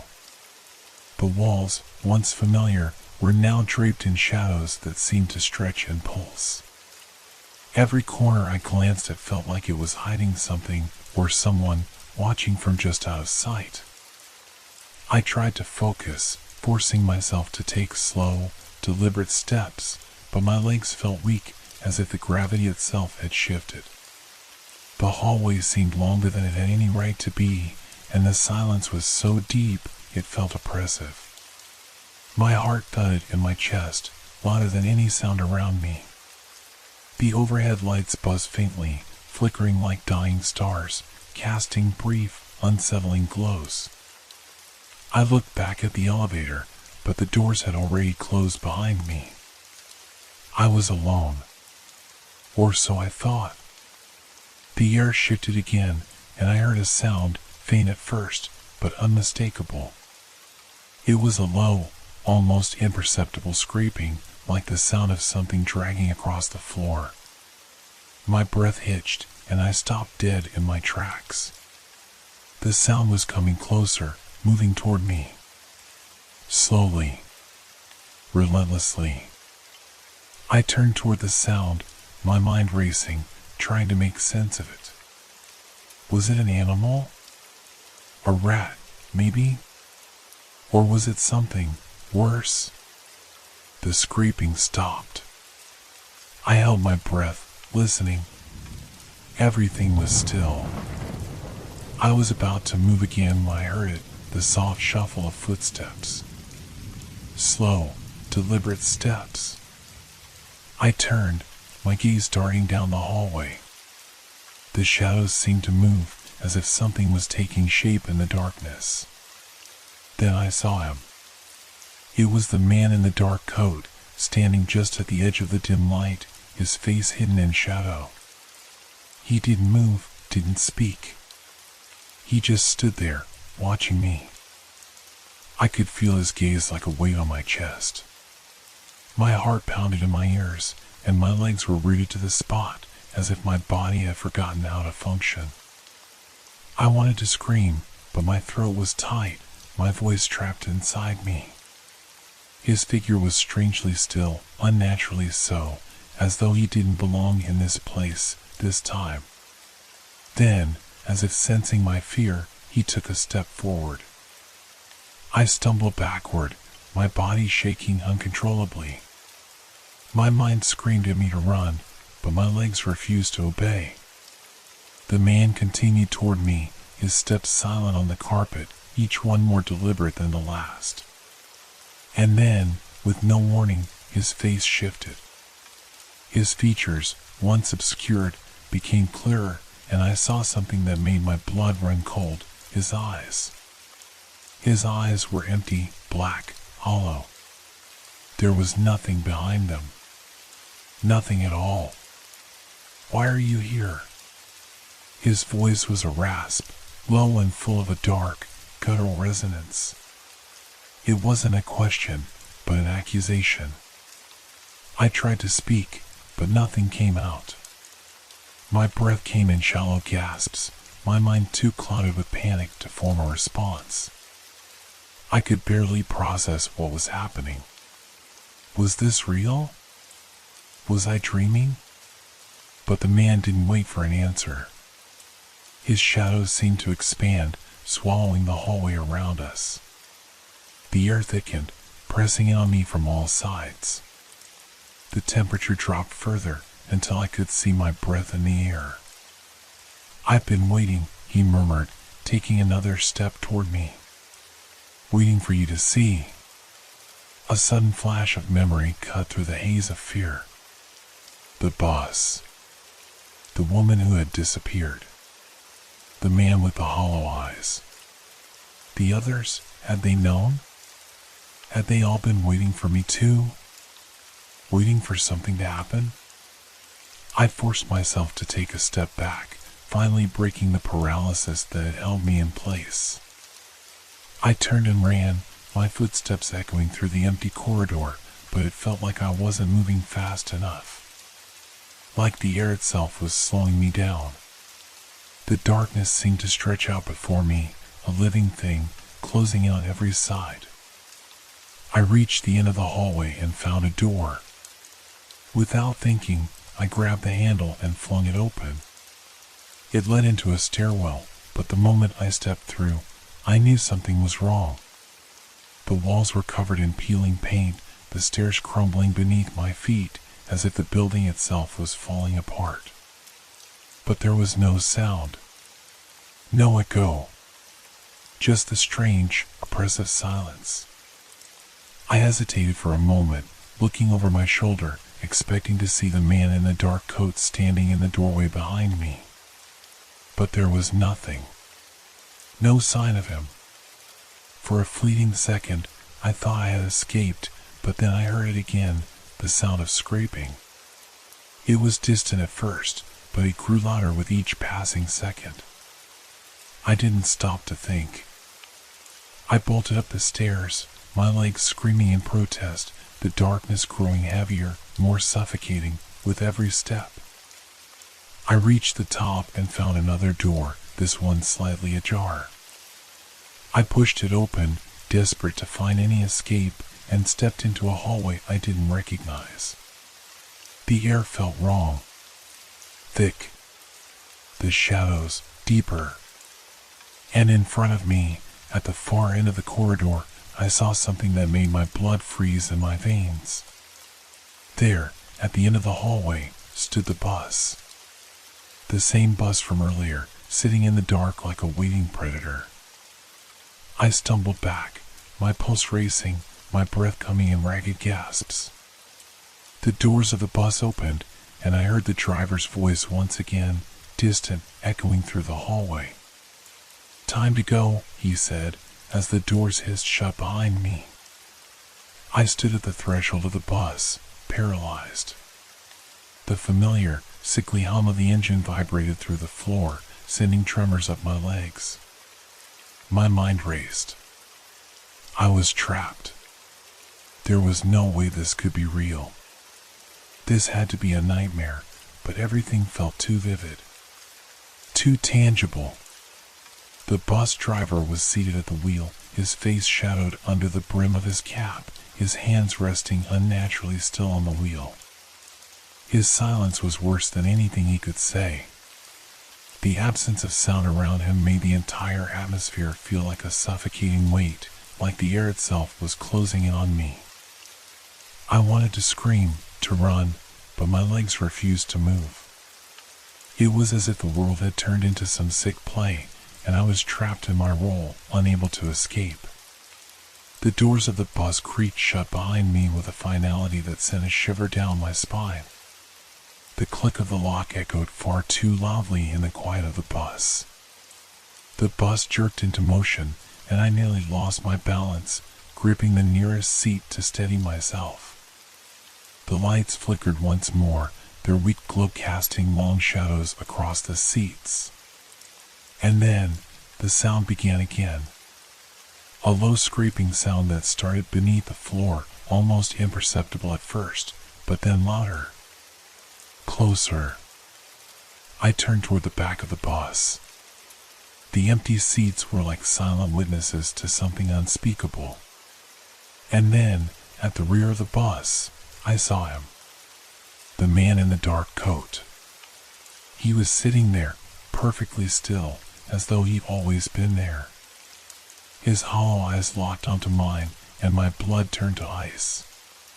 His gaze was unrelenting, and I could feel the weight of it like an invisible hand pressing down on my chest, squeezing the breath from my lungs. I looked away, forcing myself to focus on the empty streets passing by. But something told me to look again. The man was no longer sitting in the seat. I swallowed hard. No, that couldn't be possible. I had just seen him. But the seat was empty. And yet, there was an unmistakable presence in the air, an unnatural stillness. The scraping noise grew louder, more pronounced, and then, from the corner of my eye, I saw it, his hand, slowly reaching out from behind one of the seats, the fingers elongated, the nails sharp and unnaturally long. It looked wrong. It moved with a jerky, mechanical precision that made my stomach turn. Before I could react, the bus slammed to a halt, throwing me forward. I caught myself against the seat in front of me, my heart pounding in my ears. The door at the front of the bus opened with a hiss, and the same empty street stretched out before me. But this time, there was something different. There, in the distance, the silhouette of a figure appeared, standing alone at the side of the road. His coat flapping in the wind. My stomach twisted, a mixture of dread and disbelief flooding my senses. It couldn't be. It wasn't possible. The bus doors opened wider, and the figure took a step forward. I recognized him. The man in the dark coat. But how? How could he be here? He began to walk toward the bus, his steps slow but certain.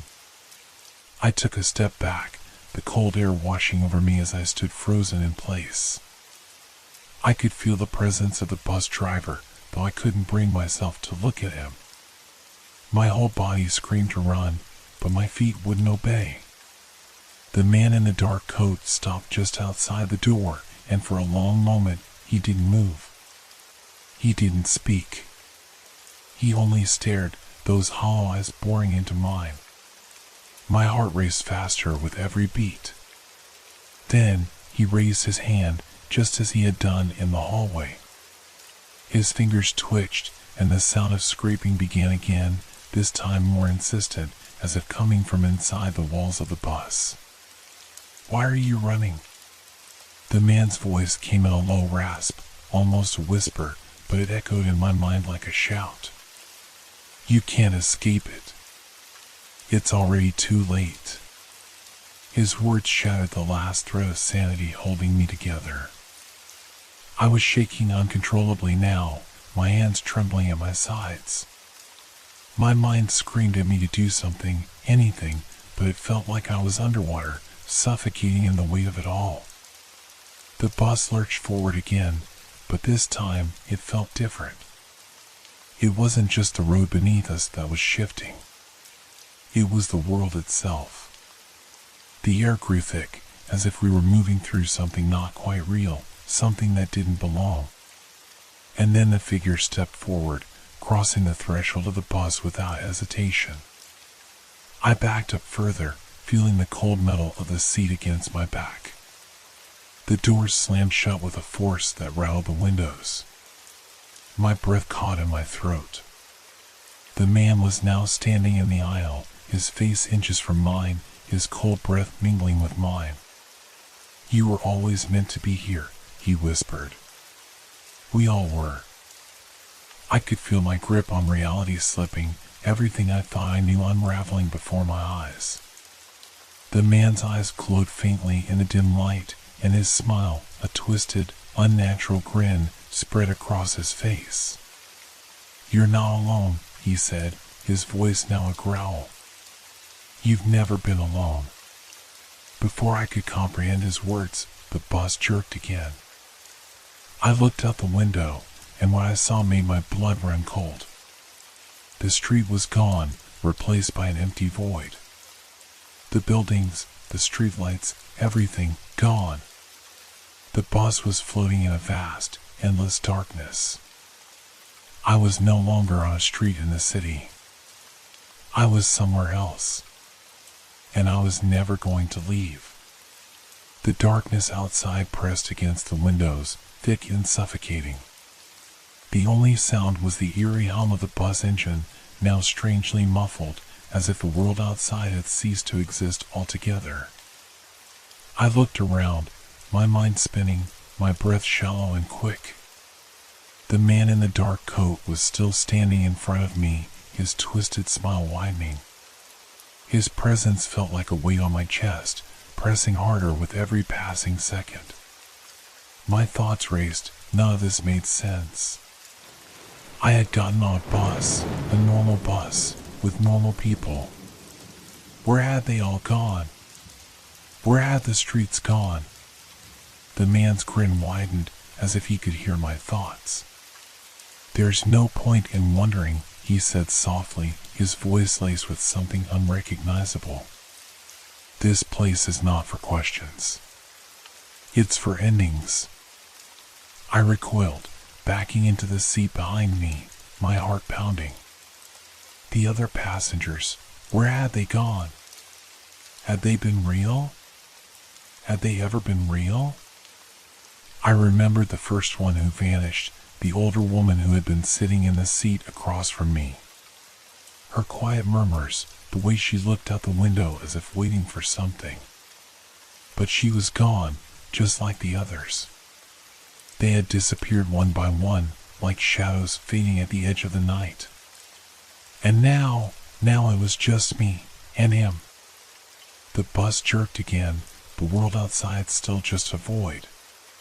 The walls of the bus creaked as if they were shifting, stretching, but when I looked, nothing had changed. No other passengers, no drivers, no streets, no city lights, just an abyss. I swallowed hard, trying to steady my breathing. "What is this place?" My voice cracked as I spoke. The man took a step forward, his movement unnaturally smooth, like a puppet controlled by invisible strings. "A place between," he whispered. "A place for those who are lost. A place for those who don't belong." I shook my head. No, this can't be real. This can't." "But it is," he interrupted, his voice now cold and sharp. "The question is not whether it's real. The question is, can you leave?" His words cut through me like ice. Could I leave? I had been trying to escape, hadn't I? But where was the exit? Where was the way out? I turned toward the front of the bus, eyes scanning the shadowed space, desperate to find something familiar, anything. The bus driver still hadn't said a word. His hands were frozen on the wheel, and his face was a shadow, hidden beneath the brim of his cap. But I could feel him watching me. His eyes were there, invisible but heavy, pressing into the back of my skull. I forced my gaze away from the driver. The emptiness outside the window mocked me. There was no escape. The walls of the bus were closing in. A sudden thought struck me. The passengers who had vanished. All of them were gone, but I hadn't seen them leave. I hadn't heard them step off the bus. It was as though they had never been there at all, as though they had been erased from existence the moment the bus had left the city. But they were real, I whispered to myself, the panic rising in my chest.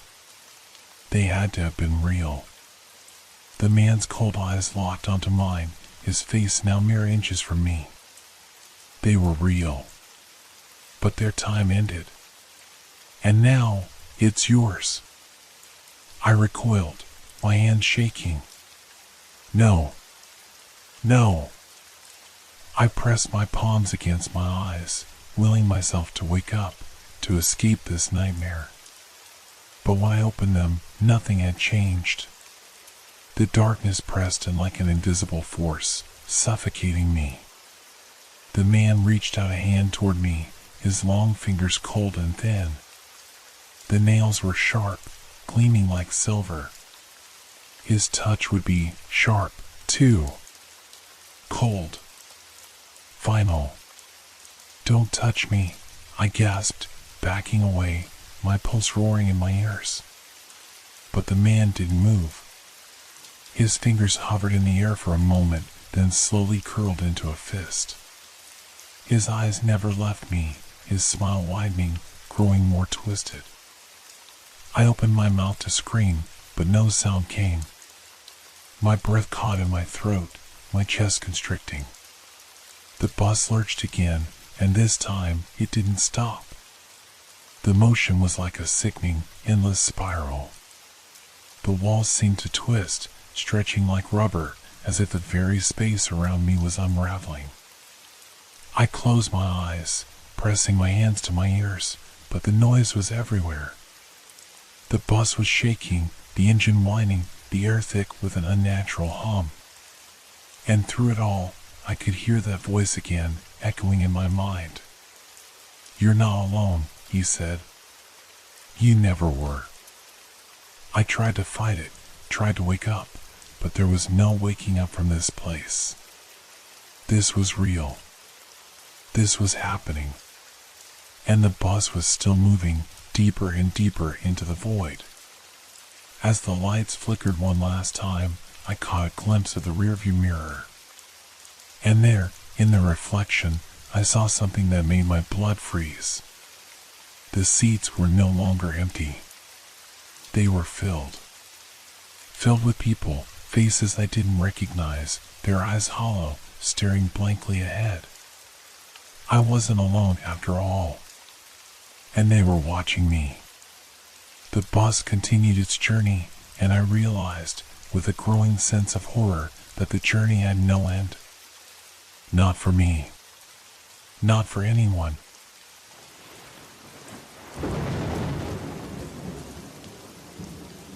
This has been a long, dark journey through the night with Whisper Crowley. Thank you for staying with us until the end. Leave a like if these stories made you look at the darkness a little differently, and share in the comments what you enjoyed most or what gave you chills. Make sure to subscribe so you don't miss our next Sinister Whispers.